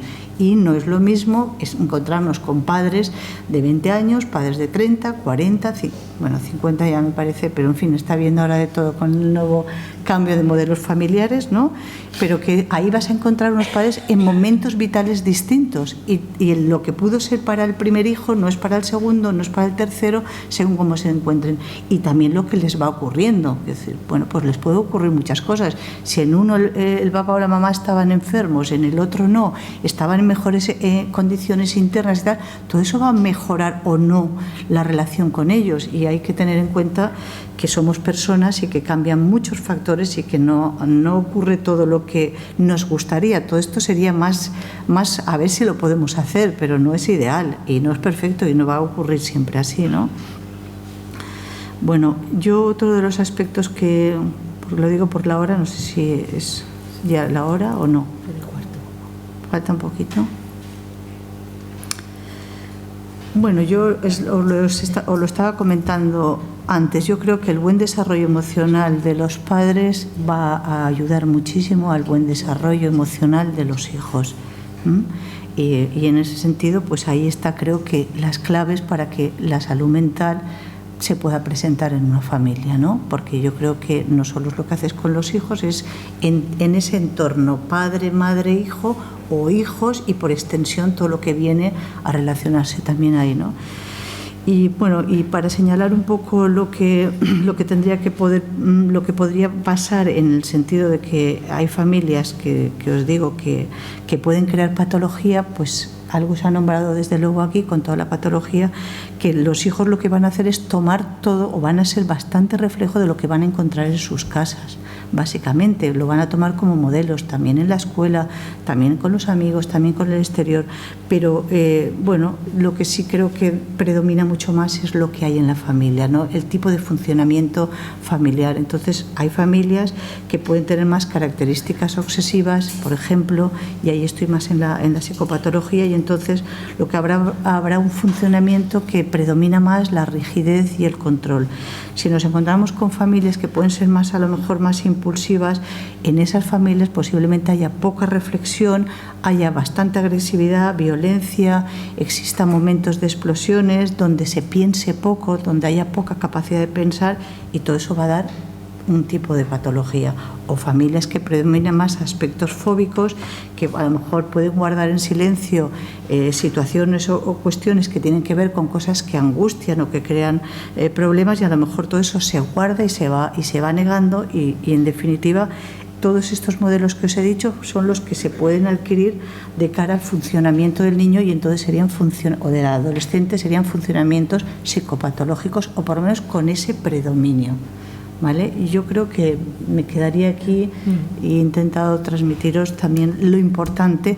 Solo para acabar, deciros que, ahora os diré lo del esto, que realmente los padres son muy importantes en el trabajo del tratamiento, por lo menos para mí y para mis compañeras. Yo creo que también hay personas que no lo consideran tanto así y que creen que en lo que tiene que ver más con el tratamiento, pues que habría que atender al adolescente y al niño, y que no tiene que ver un adolescente que tenga 18, 19 años, la edad cronológica. Es que a lo mejor es como si tuviera 7, 8, 9 años en su funcionamiento, y hay que ver muy detalladamente si realmente a ese adolescente y a esos niños si hay que intervenir con los padres, y de qué manera en el trabajo clínico, en el tratamiento con ellos. Yo, desde luego, personalmente, a mí me ayuda mucho trabajar con los padres. Es un trabajo complejo, pero ayuda mucho para ayudar al niño y al adolescente en según qué situaciones. Ya digo, hay que mirarlo muy al detalle, pero yo creo que la combinación de todo eso, no al mismo ritmo posiblemente, y esa es una de las clases que vamos a dar. Lo digo aquí, y ya aquí acabo diciéndoos que el curso lo vamos a dar en mayo, que podéis entrar en el Colegio de Psicólogos y lo vais a ver enseguida, todos los datos y todo, y los temas que vamos a tratar, para que lo sepáis, van a ser el autismo y la psicosis infantil, es una clase. Otra sería la fobia en el niño. Otra sería la enfermedad psicosomática en niños. Después otra serían niños con TDAH y trastornos del comportamiento. También otro sería la depresión en niños. A continuación, el trabajo con los padres en el tratamiento de niños y adolescentes, que esta era lo que os decía sobre el trabajo. También sería anorexia y bulimia en la adolescencia y, para acabar, violencia y agresividad en adolescentes. Son 8 temas y tenéis toda la información que se hará a lo largo del mes de mayo. Quien pueda estar, si hay alguien o podéis estar interesados, pues lo podéis ver con el colegio y ya cada uno que decidáis lo que os parece. Y ahora abro un poco ya todo el turno de intercambios, preguntas, cosas que queráis que no han quedado claras, os apetezca comentar. Nosotras, si podemos, lo contestamos. Bueno, nos hemos quedado sin alguna diapositiva, os cuento, porque eran vídeos y no se pueden ver aquí. Lo digo porque si queréis, si alguien, como ahora estamos absolutamente todos conectados, hay un vídeo que os recomiendo que dura 2 minutos nada más, que lo íbamos a poner, y es la terapia entre un analista y un adolescente. Igual lo conocéis algunos porque viene de una serie que se llama Mr. Robot. ¿Lo conocéis? ¿Os suena? ¿No? Bueno, lo digo porque es un fragmento muy chiquitito de lo que sucede en el análisis y os lo resumo para los que no queréis buscarlo. Es un analista que está con el adolescente y le pregunta le dice, noto que algo te pasa, ¿no? El adolescente dice, nada. Estoy sintiendo, le dice la analista, no exactamente así, pero más o menos, como que detrás de esa especie de fachada hay mucho dolor, y le dice, vamos a hablar si quieres del dolor, y él hace como que no va a hablar de nada. Y luego insiste y le dice, bueno, háblame, ¿por qué te sientes tan amenazado por la sociedad? Y entonces el adolescente empieza a hablar y a decir absolutamente, bueno, toda la cantidad de cosas que le pasan con el mundo exterior, ¿no? Con sus relaciones, empieza a descubrir un pensamiento tan enorme acerca de la vida que uno se sorprende. El final de la viñetita es que evidentemente nada de eso se lo pudo decir, porque en realidad cuando la psicoanalista, bueno, la analista le pregunta ¿qué te pasa con la sociedad?, él le dice otra vez, nada. ¿Me entendéis lo que quiero decir? Detrás de ese nada de un adolescente o detrás del síntoma puede haber multitud de cosas que le estén pasando, de pensamientos o incluso de buen funcionamiento mental. Eso no significa que el niño o el adolescente lo pueda sacar y expresar. Incluso el niño, no lo hemos comentado del todo, pero ahora si queréis podemos hablar, se expresa a través de otras cosas, del dibujo, ¿no?, del juego. Pero eso no significa, vuelvo a decir lo mismo, que tenga un mundo interno cargado de emociones, de fantasías, de buenos recursos y de pensamientos. Bueno, y ahora sí, damos paso a preguntas si queréis hacer. ¿Queréis decir algo? No. ¿Dudas, preguntas, comentarios? Sí.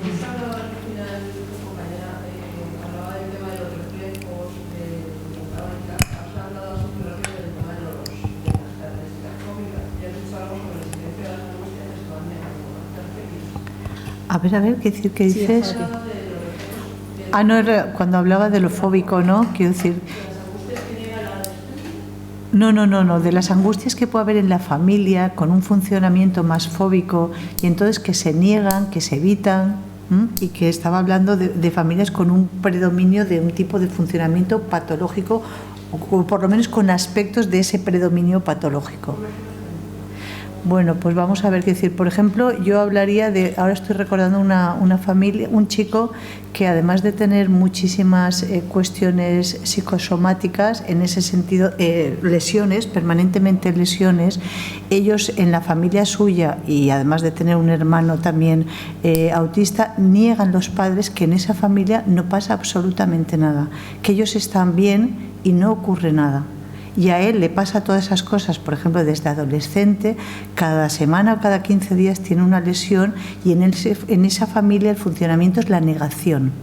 Se niega todo lo que está pasando con toda la carga de angustia que él, cuando empieza a hablar de todo lo que le está pasando, a partir de que él ve las lesiones que tiene, pero no las había nunca tratado. ¿sabes? Entonces, cuando empieza a poder pensar todas esas cosas en consulta, se da cuenta de toda esa negación, pero de toda la angustia que había detrás y todo lo que significaba en su propia familia, en todos los miembros de su familia, pero en él mismo lo que ha estado significando. Me refería, por ejemplo, a una cosa así, ¿sabes? Y es una familia muy patológica, pero aquí no pasa nada, ¿sabes? Entonces, a través, en este caso, de su pareja, que ha habido una situación muy, quiero decir, de enfrentamiento entre ellos, ya no se ha podido llegar a negar que no pasa nada, porque está habiendo prácticamente una separación entre ellos. Entonces, hay mucho sufrimiento. Ha tenido que haber un nivel muy alto de sufrimiento para que, incluso de colapsarse mentalmente, para que él pueda ir. Y aún así, niega. Lo que pasa es que trabajando todo eso y pensando que no era para tanto, que no pasaba nada, que era más que se lo aconsejaban, ¿sabes? Entonces, pero bueno, cuando eso ya se va trabajando y abriendo, ya es más difícil que realmente, pues desde luego se negara, ¿no? Estaba, por ejemplo, hablando de eso. Sí. A mí, bueno, primero muchas gracias, me ha parecido muy interesante todo. Tengo mil preguntas, pero bueno, voy a... Hazlas. Hemos querido terminar antes para que tengáis tiempo para hablar, ¿eh? Me ha gustado mucho lo que estabais hablando, que creo que lo habéis tocado un poco las tres, de la importancia también de todo lo que es el entorno, los padres, tanto en la creación de la patología como en el tratamiento. Y no acabo de quedarme muy claro cuál es la postura respecto a esto, porque no sé si la intervención se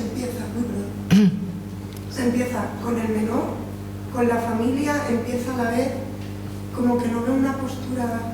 Pero estás hablando más de tratamiento, de cómo sería el tratamiento. A la hora del tratamiento en clínica. Pues normalmente en la clínica lo que hacemos es tratar al niño, tratar al adolescente. Pero dado que el niño y el adolescente necesitan que los traigan los padres, ¿no? Porque no son adultos todavía, pues siempre tenemos entrevistas previas con los padres y después, una vez el niño o el adolescente está en tratamiento, también cada cierto tiempo volvemos a tener una entrevista con los padres para ir hablando de cómo está el niño o el adolescente, ¿eh? Eso es lo que más o menos hacemos las tres y bueno, que consideramos... Una entrevista, no, continuamente entrevistas. Sí, o sea, a lo largo del tiempo que el niño o el adolescente esté en tratamiento, periódicamente se tiene una devolución con los padres o una entrevista con los padres. La frecuencia de las entrevistas con los padres ya va a depender mucho del niño o del adolescente, ¿eh? En unos casos más, en otros menos. Sí que es verdad que yo he tenido adolescentes o jóvenes en tratamiento que bueno, quizá por ser más maduros, entre comillas, ¿no? Pues venían ellos solos al tratamiento y en todo el tiempo que estuvieron no mantuve ni una sola entrevista con los padres. O sea, es que ni los conocí, ¿eh? Porque eran jóvenes, eran más mayores, ¿vale? Porque estaban en la universidad, ¿vale? Para que nos hagamos una idea así de la edad. Eran más mayores. Pero vamos, en niños y en adolescentes es necesario el tener entrevistas con los padres siempre, porque es lo que estaba comentando María, ¿no? Que el niño vive en su familia y la patología obviamente tiene mucho que ver con los vínculos familiares. Entonces es de verdad absolutamente necesario una intervención familiar, ¿eh? Absolutamente necesario, ¿eh? No sé si dentro del psicoanálisis se trabaja, es que la verdad es que como comentabais desde el principio, el psicoanálisis a mí se me hace todavía un poco lejano por lo que decimos de que en la facultad no existe. Pero eso es aquí en España, ¿eh? Sí. Y en Valencia. Eso es importante. Y en Valencia. Gisela, ¿eh? Sí. Es en Valencia porque en Barcelona toda la orientación es psicoanalítica. Sí. Ahora luego preguntas tú, que está todavía acabando ella, ¿vale? Sí. La reflexión de si la sistémica, que igual se nos está presentando un poco más, trabaja un poco los mismos conceptos que nos presentáis. No sé si desde el mismo enfoque. Es que la sistémica parte de psicoanálisis, pero luego desarrolla otras cosas. Lo que yo quería también agregar un poco, que no sé si contesta lo tuyo, es que de entrada hay un protocolo que es el que ella dice, que cuando uno trabaja con niños y adolescentes, uno tiene entrevistas con los padres, eso es obvio, para recoger la historia clínica, porque el niño está en un entorno con una forma de relacionarse, y hay cosas que no vamos a poder saber si no es a través de los padres, que ellos aparte van narrando al niño, y como narren al niño es material de trabajo que tú tienes en tu cabeza. Lo digo porque vas a entender luego muchas cosas que suceden en el análisis por esa narración, lo que dice, lo que no dice, cómo lo dice, por qué lo dice, que de todo esto. Pero también, que un poco lo recogía María, también depende del niño y del adolescente, que es un poco lo interesante, que digo que va un poquito más allá del psicoanálisis. Nosotros tenemos una visión muy singular y muy individual de cada uno. Es decir, un paciente no es igual al otro. Quiere decir, un adolescente igual le molesta mucho que venga su padre, incluso te lo dice. No vas a ver a mis padres, ¿verdad? Y eso lo tienes que respetar, absolutamente, porque tu paciente es el adolescente, en ese caso. O un niño de pequeñito, hay niños muy pequeños que te dicen, respetan mucho y le dan mucha importancia a ese espacio terapéutico entre tú y el niño, y no quieren que los padres estén. Y cada vez que vienen los padres te piden que les cuentes ¿qué vas a hablar con mis padres? ¿No? Entonces tú tienes que decir que vas a hablar no de lo que pasa en sesión, evidentemente. Vas a hablar de otras cosas que tienen que ver con ellos. Que eso yo creo que también lo hace la sistémica. La sistémica trabaja de otra manera, pero sí que es verdad que yo lo he visto en su forma de trabajar, que recoge a los padres pero respeta los dos espacios igual, o sea, no los confunde. Y si lo trae a sesión, hay un espacio interno para cada uno, aunque estén todos, ¿no? Eso yo creo que es una cosa que lo hacemos todos, ¿no? Uno sabe en su cabeza que hay un espacio interno para cada sujeto. Solo una cosa en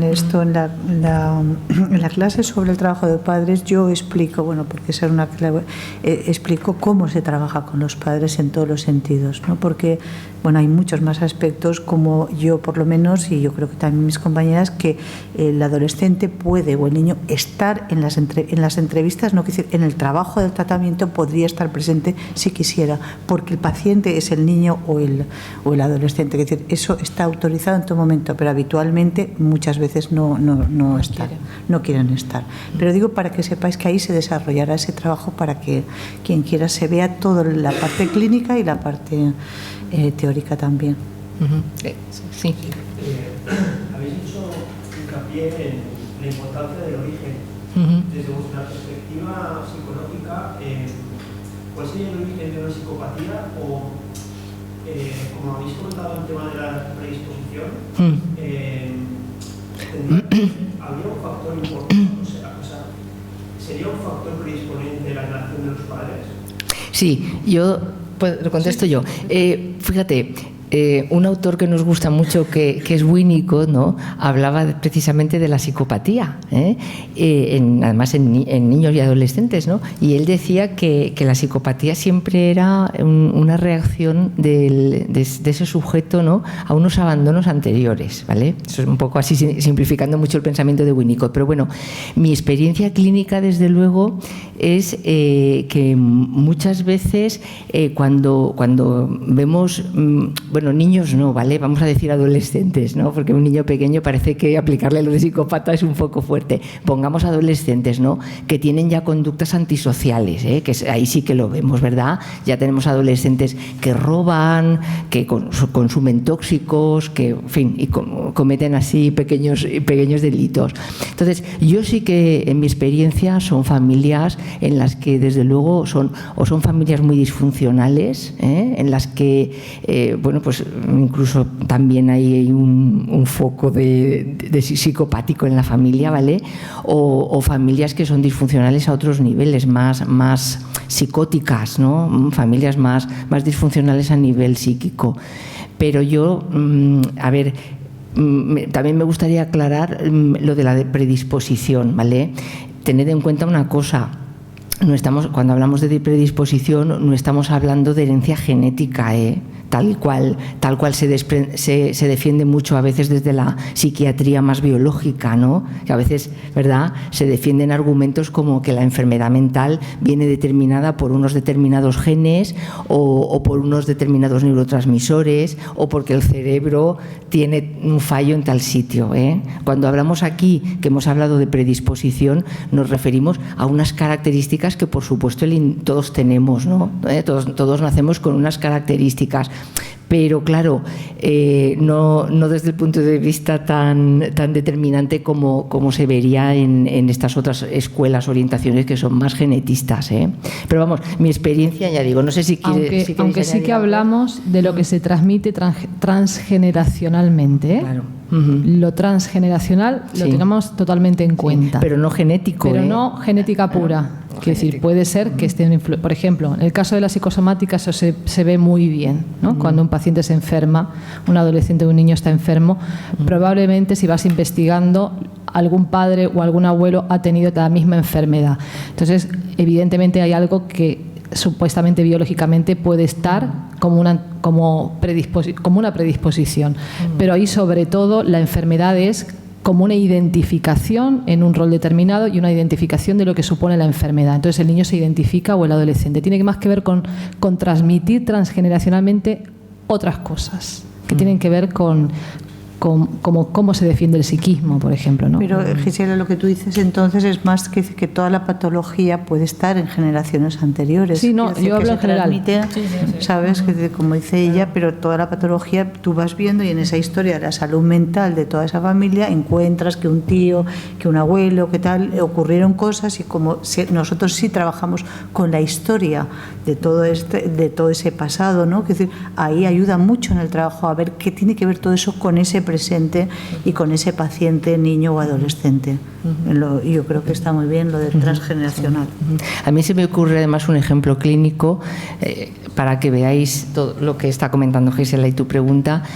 Un paciente que sí que tiene ciertas conductas psicopáticas, ¿no? Por eso, porque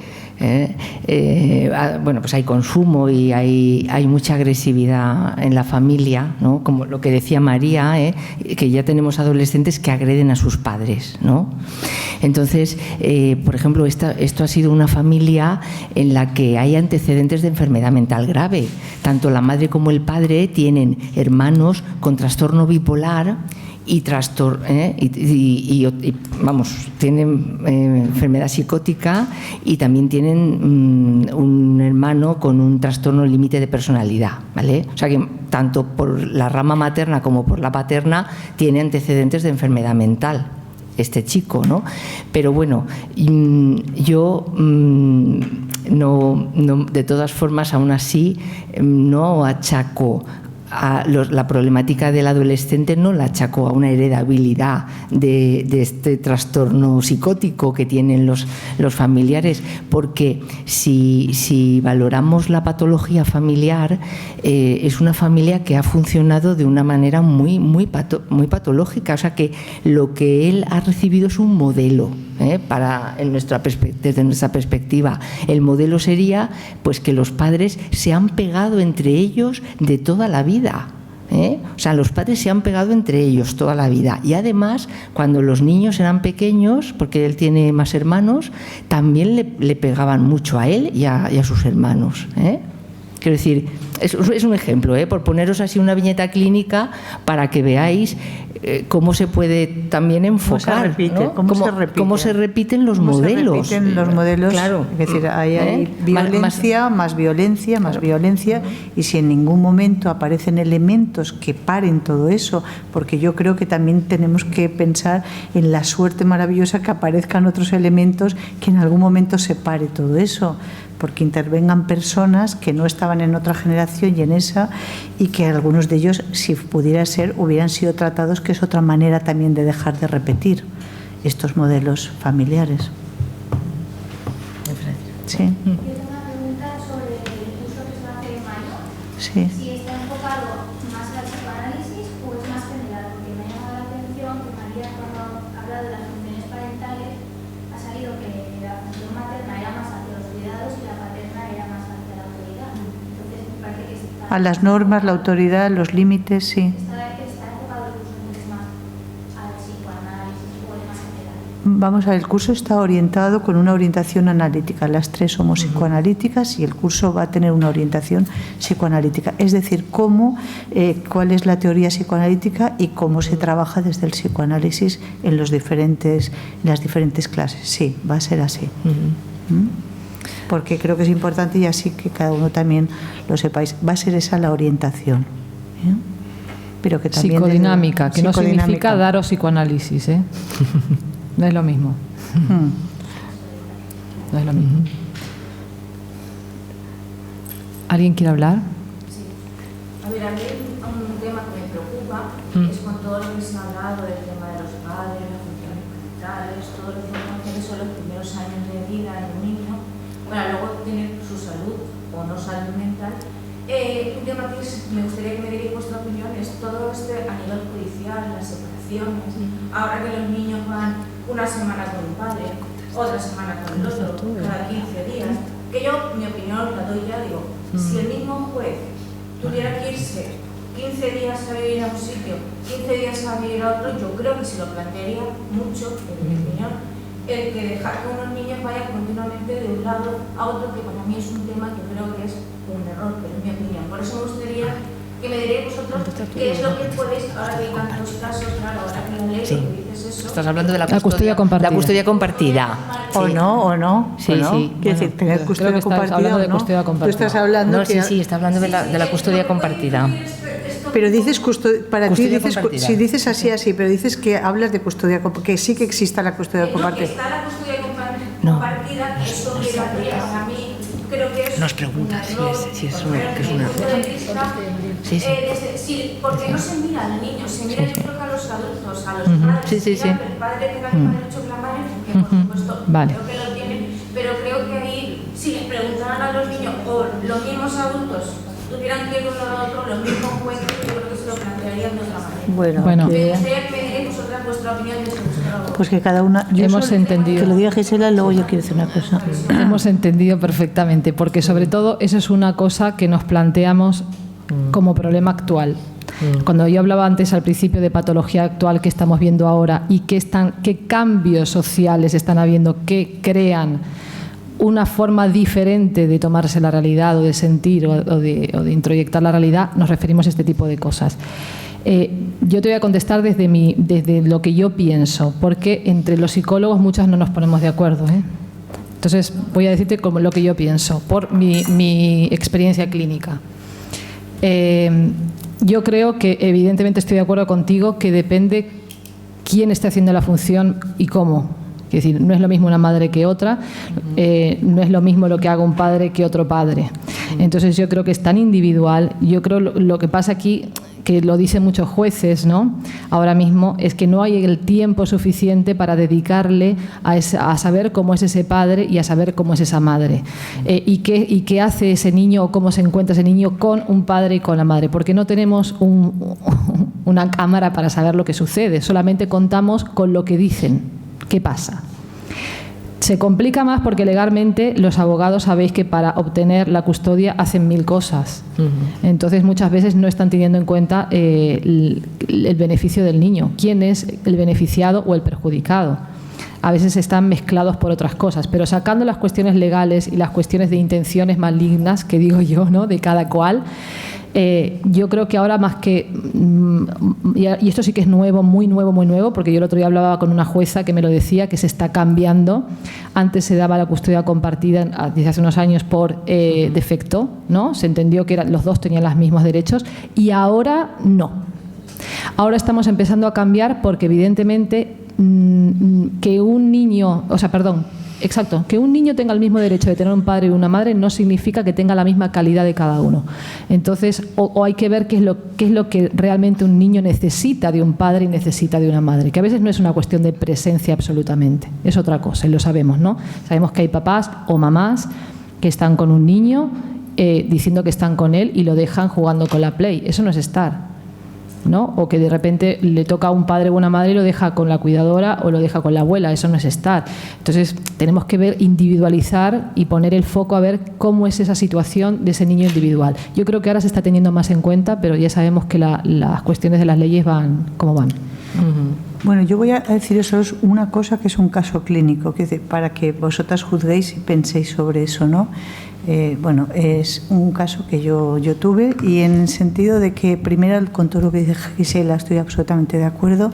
Lo que diría que la edad es muy importante, es decir, que los primeros años de vida no son los 13, 14 ni 12 ni tal, ¿no? Y que posiblemente a los 14 pueda opinar y decir no quiero ir, pero antes, ¿qué ocurre? No tiene esa voz a veces que se le dé, ¿no? Que yo creo que deberíamos escuchar, por supuesto.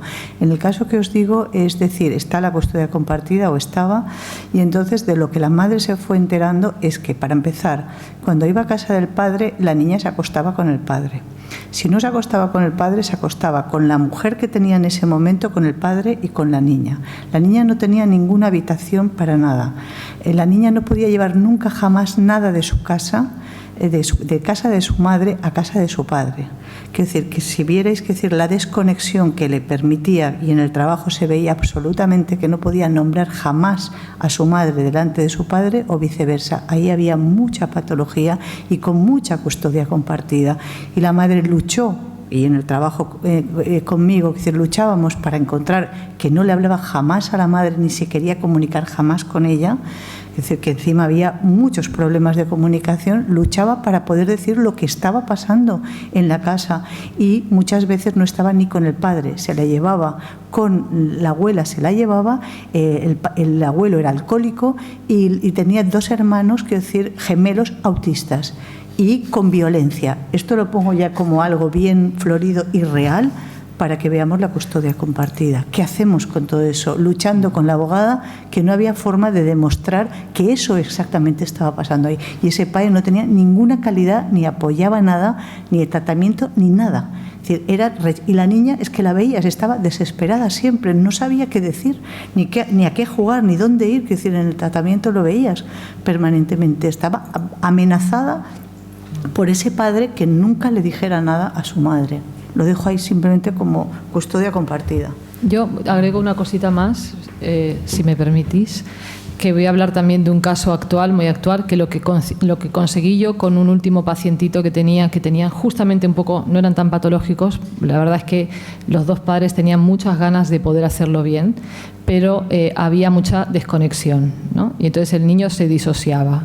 Sabía lo que pasaba en casa del padre y sabía lo que pasaba en casa de la madre, y así funcionaba, con un pensamiento, con un mecanismo muy escindido, digamos, dividido, ¿no? Tan dividido que le pasaba factura para otras cosas, porque ¿qué pasa con los mecanismos de defensa? Que tenemos la desgracia de no usarlos cuando toca siempre, que aparecen en momentos en los que no tienen que aparecer. Entonces tenía muchas dificultades en el colegio. ¿Qué hice yo?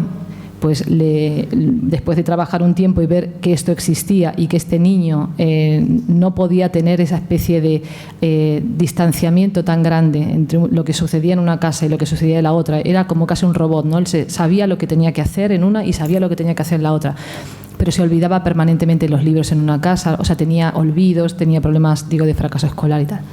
Yo lo junté, yo hablé con los 2 y les dije que tenía que hablar con los padres y que teníamos que ver, encontrar un espacio intermedio para poder entender que lo que hacía la madre y lo que hacía él.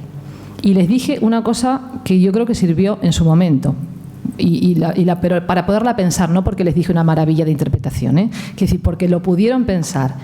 Les dije, mira, está pasando lo mismo a veces que ocurre en parejas no separadas, que un padre opina una cosa y una madre le opina la otra.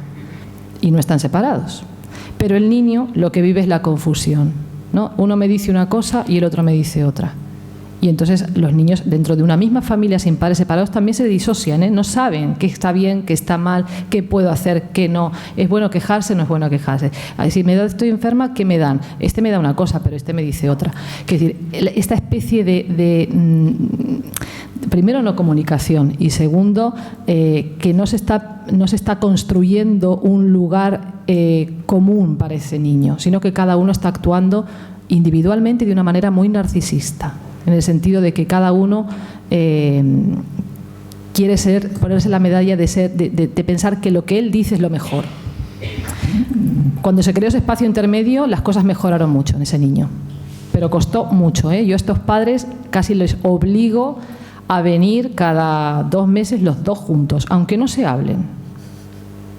Yo hago de intermedio, o sea, de intermediaria, y digo una cosa y la otra y voy llevándolo. Es un trabajo complejo y agotador, pero yo creo que ha servido. Lo que pasa que lo que dice Gisela es menuda suerte que puedan ir los dos. Yo os digo, cuando no eso es una suerte, ¿eh? quieren venir nunca, ni verse ni nada, quiero decir, porque hay separaciones muy traumáticas y la mayoría lo son. Es difícil no separarte bien, eso sería otra cuestión, ¿no?, para pensar, pero es que es muy traumático muchísimas veces y entonces queda ahí un desastre, quiero decir, en la posibilidad de ver que el niño en medio, ¿no?, o el adolescente en medio, o los hijos en medio, y son los que pagan todos los patos, pero esas familias suelen ser patológicas también, ¿eh?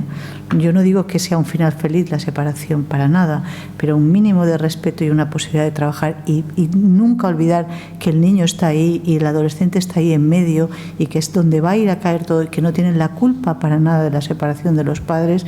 Hay que tener muy en cuenta porque eso surgirá después y va a crear muchos problemas. Sí, sí. Yo quería añadir datos de la Fiscalía del Menor de aquí de Valencia, que un día hablando con una persona que trabaja ahí en la Fiscalía lo comentaba. Bueno, la mayoría, en un porcentaje altísimo de adolescentes que agreden a sus padres, el porcentaje, pues no sé si era un 70, un 80%, una barbaridad. Bueno, pues la mayoría de esos adolescentes eran hijos de padres separados, que habían tenido un conflicto judicial tremendo desde la separación, esta situación que estamos comentando, ¿no?, que se denuncian mutuamente, que no se pueden ni ver, que cada uno está en su casa y el niño se tiene que disociar para poder estar en ambas, O sea que realmente el porcentaje era impresionante, vamos. Lo digo porque la patología que ese conflicto entre los padres, cuando el niño es pequeño, están mostrando delante de él, pues después esa patología en el adolescente va a salir por algún sitio, ¿no? Mira, ya que has dicho patología, yo quería aclarar una cosa para que no os vayáis con la sensación de que los psicoanalistas decimos que todo es patológico, ¿vale? Lo digo porque utilizamos decir patología o psicopatología o la salud de la enfermedad para poder nombrar algo que entendemos que debería ser de otra manera. Eso no significa que en niños y adolescentes exista una patología estática. No somos estáticos y la plasticidad está durante todo el tiempo del desarrollo y hemos recogido, yo creo que todos, las tres, que un mismo síntoma puede ser más o menos grave según cuándo y cómo y qué. Quiero decir, yo estaba pensando en una cosa muy actual, los adolescentes que se cortan, ¿no? Las autolesiones, esto lo vemos mucho más ahora, o sea, es una cosa que aparece. Y yo siempre en las reuniones científicas un poco decimos lo mismo, no es un mismo corte el de un adolescente que el de otro. Y no podemos ponerle las etiquetas de todos los adolescentes que se cortan son borderline. No es verdad. No es verdad. Ni son psicóticos, ni todos están deprimidos. Quiero decir, no es verdad. Cada uno se cortará por algo. Yo estaba pensando en un adolescente que me decía que se cortaba. Y aparte hay una cuestión también mimética. Su amiguita se corta y entonces le dice córtate porque esto te va a sentar bien. Y claro, es fragmentada o es muy débil o es más frágil y lo hace. Porque lo hacen. Porque a veces lo hacen en grupo. O sea, con lo cual tenemos que entender que un mismo síntoma puede estar expresando algo muy diferente. Y ponía un ejemplito muy, muy cortito. Un adolescente decía, yo me corto porque sentir el dolor en el cuerpo es menos dolor que el dolor psíquico, ¿no? El sufrimiento psíquico. Pero, por ejemplo, otra adolescente, más o menos de la misma edad, que también se cortaba en las piernas, decía que ella se cortaba porque lo tomaba como una especie de parón. Cuando se cortaba ya no había nada más, era como un límite. Con lo cual puede ser defensivo, a veces puede proteger algo que es tan horrible, ¿no?, como que uno se corte. Es decir, no podemos pensar que todo va a ser patológico o esto es esto y es estático, ¿no? La adolescencia es una segunda oportunidad de poder arreglar muchas cosas y eso hay que decírselo muchas veces. Yo creo que las tres somos muy positivas cuando trabajamos con nuestros analizados, en creer que esa persona, si se puede ayudar, va a poder desarrollarse psíquicamente mejor y emocionalmente. O sea, no lo vamos a decir que como esto es muy patológico, va de por vida a desarrollar una patología. Un poco relacionado, estaba pensando antes cuando has contado el caso de niños, ¿no?, que están en el colegio y que a veces por les duele la cabeza o les duele la tripa y a veces les dan una pastilla y tampoco se les escucha. Y el tema de esto psicosomático la verdad es que me parece bastante interesante y que sí que no se toca absolutamente nada. Y yo me pregunto si hay dolencias específicas a trastornos. Quiero decir, si por ejemplo suele tener dolor de tripa es porque está asociado a una ansiedad que le ha generado el tema patología. No sé. Bueno, contesto yo porque la que doy psicopatología soy yo. Psicosomática, perdón. A ver, primero tenemos que entender que el niño, como se está desarrollando, su psiquismo es muy frágil, ¿no? Vamos a pensar que es muy inmaduro. ¿Eso qué quiere decir? Que a más inmadurez del psiquismo, el cuerpo se hace cargo de más dolencias. Entonces, el niño a veces no puede expresar que está sufriendo, pero sabemos que muchos niños, a través de sus dolencias físicas, expresan un sufrimiento.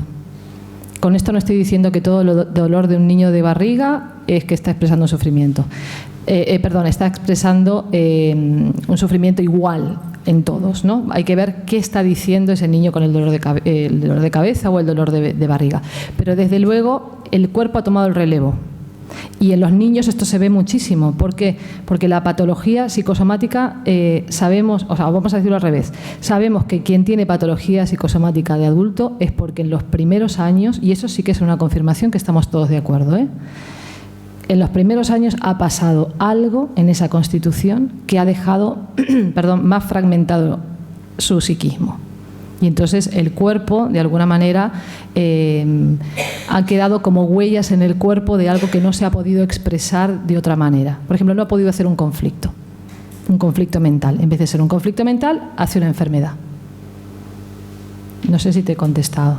Que sí, sabemos que los niños son psicosomáticos de per se porque su cuerpo funciona también como una manera de recoger lo que uno siente. Está todo el tiempo presente. Pero bueno, hay algunas cosas, evidentemente unas enfermedades que son más graves que otras y tenemos que trabajarlas.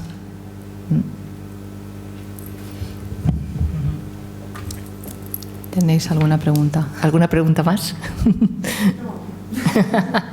Es que ahora estabais comentándolo otra vez y me llama la atención que antes cuando definías, creo, en Carmen, definías el continuo entre salud y enfermedad.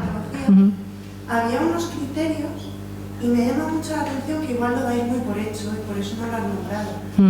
Pero el sufrimiento del niño es criterio de patología, el sufrimiento de la familia lo es. O sea, ¿qué me está marcando el que este niño necesita un tratamiento? Si el niño está bien, pero la familia sufre con su conducta. Eso mismo. Sí, eso mismo nos está marcando. Claro. Es motivo de o sea, el sufrimiento. Tú has dicho la clave de quién necesita un tratamiento, el que sufre. Es decir, si tú estás sufriendo, tú necesitas un tratamiento. O sea, el niño necesita un tratamiento. Si la familia está sufriendo, necesita un tratamiento. Porque el sufrimiento per se es, digamos, el que engloba que hay una patología o hay una enfermedad o hay algo. Bueno, sería una señal, es una señal de que está pasando algo. Y cuando el niño es muy pequeño, esa determinación del sufrimiento es que me parece muy difícil de...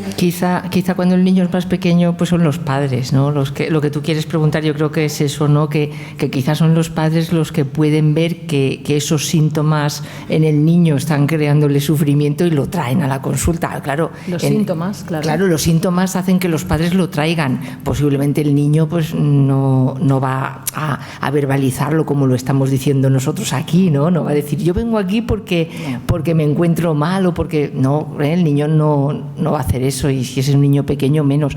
Pero bueno, depende también del caso, ¿eh? Hay veces que sí, hay veces que te sorprende. Si en niños relativamente pequeños te dicen, no, yo sí que quiero venir aquí porque me pasa tal cosa, tal otra, en fin, depende del niño, ¿eh? Ahí hay mucha variabilidad, no dependería tanto de la edad, diría yo, sino más bien del sujeto. A los 8, 9 años o 10 sí que lo piden, pueden pedir perfectamente.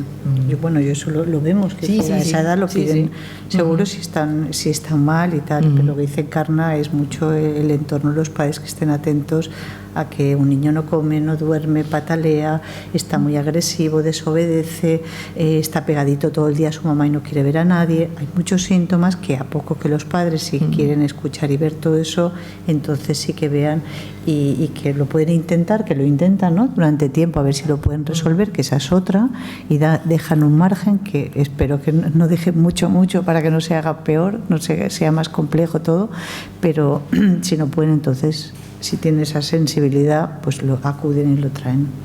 De todas maneras, tú has dicho una cosa muy bonita, que has recogido el sufrimiento, un poco que lo señalamos, ¿no?, al principio, y digo muy bonita y muy actual. Es decir, ahora mismo estamos en una sociedad que da la espalda al sufrimiento, no le interesa.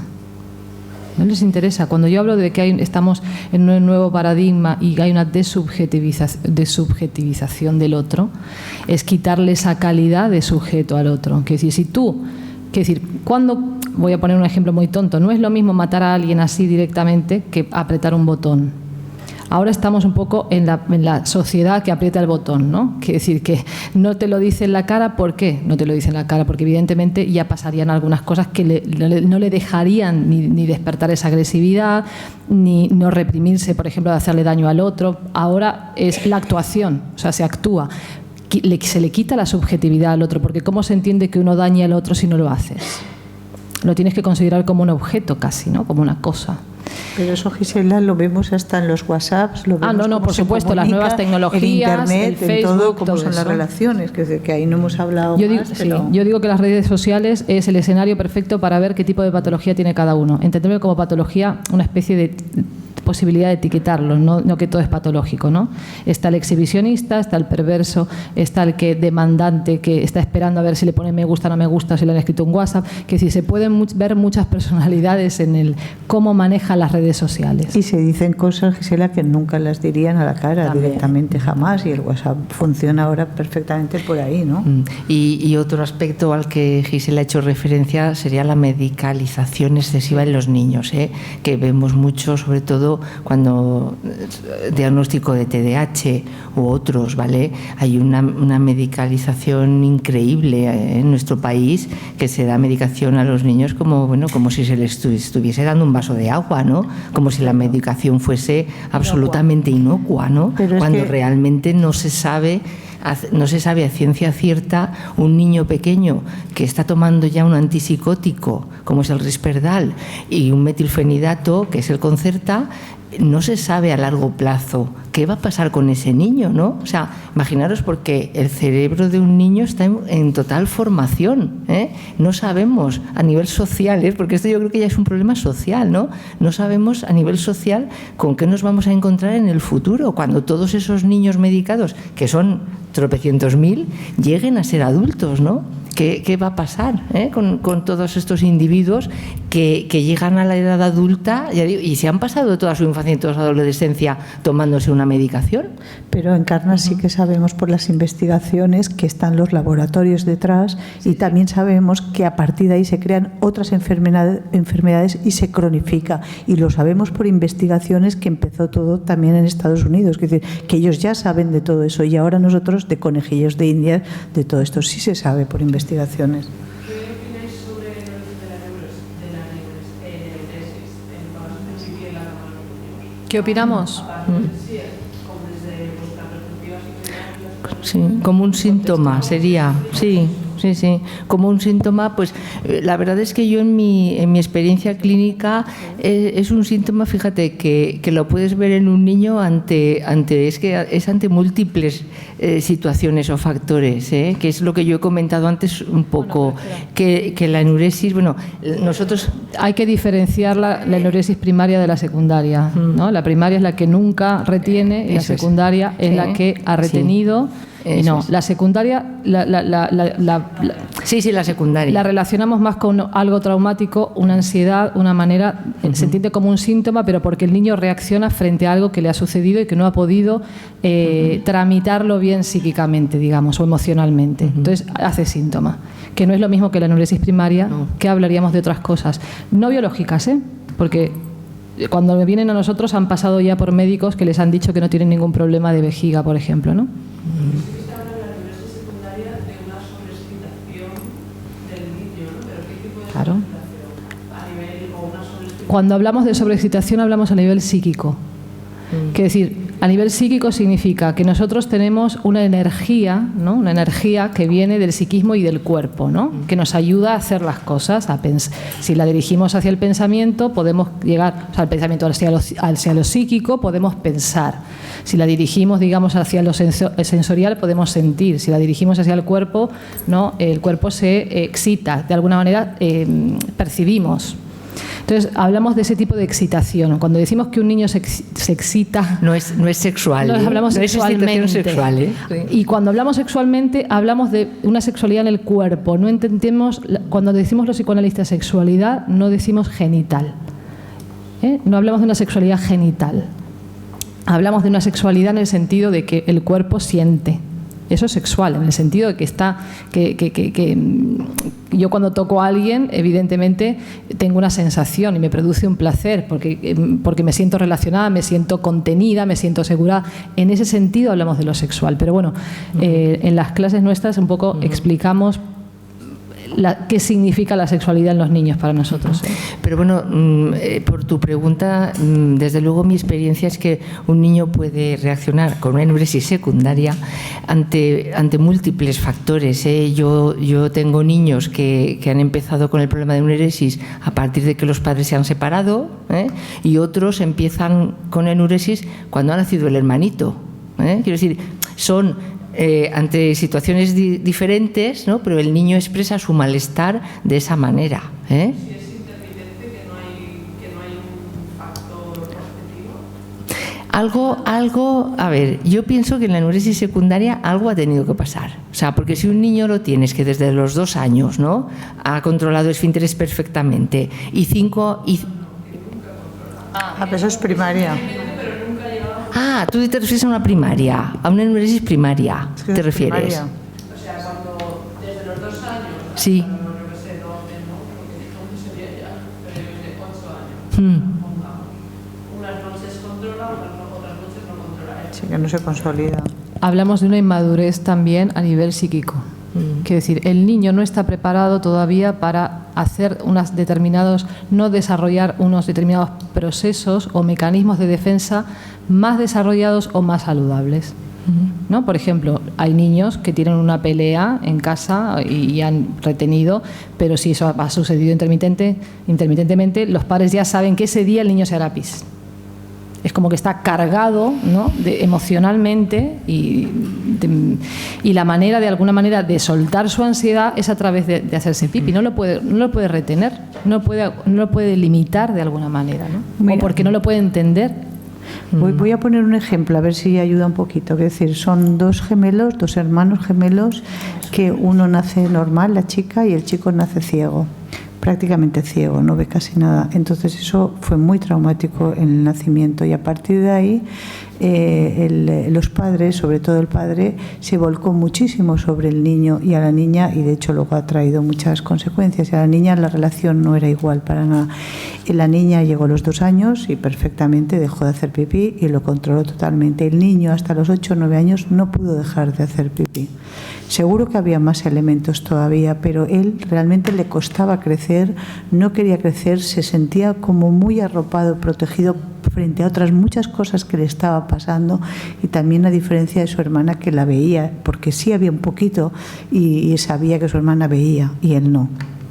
Sí, en fin, que cerca ahí hasta la castración y tal, claro, ya la tendríamos. De ese tipo de casos de enuresis hay un montón, ¿eh? Que decir, se sabe que los niños, por ejemplo, que sufren enfermedades en edades orgánicas, en enfermedades precoces, ¿no? De hospitalizaciones, de enfermedades graves, por ejemplo, una cardiopatía, bueno, entendemos enfermedad grave, ¿vale? Qué casualidad que no retienen o les cuesta más. ¿Por qué? Porque evidentemente la relación que los padres también tienen con ese niño no puede ser la misma. Un padre que está angustiado porque su hijo puede perder la vida no lo va a limitar en algo que igual cree que todavía no toca. O sea, pero no, uno no puede decir ahora sí, ahora no, esto toca. Tenemos que hacer como una especie de balance general para saber el equilibrio que hay entre que un padre haga eso o no lo haga. Igual le dejó eso y en otras cosas podía ponerle límites, por ejemplo, ¿no? Porque al final dejar de hacerse pis es ponerle un límite al niño. Es decir, ya no eres un niño pequeño, ya te toca aguantarte. Crecer. Crecer, Eso es crecer. Aguantarte. Sí, pero en ese caso toda la tristeza que tenía ese padre, toda la tristeza y esa madre no estaba elaborada y había mucho duelo sobre esa pérdida. Ya está. Bueno, son ya las 9:05, tenemos que acabar por hoy. Muchas gracias por vuestra asistencia. ¿De acuerdo? Muy bien. Gracias. Gracias.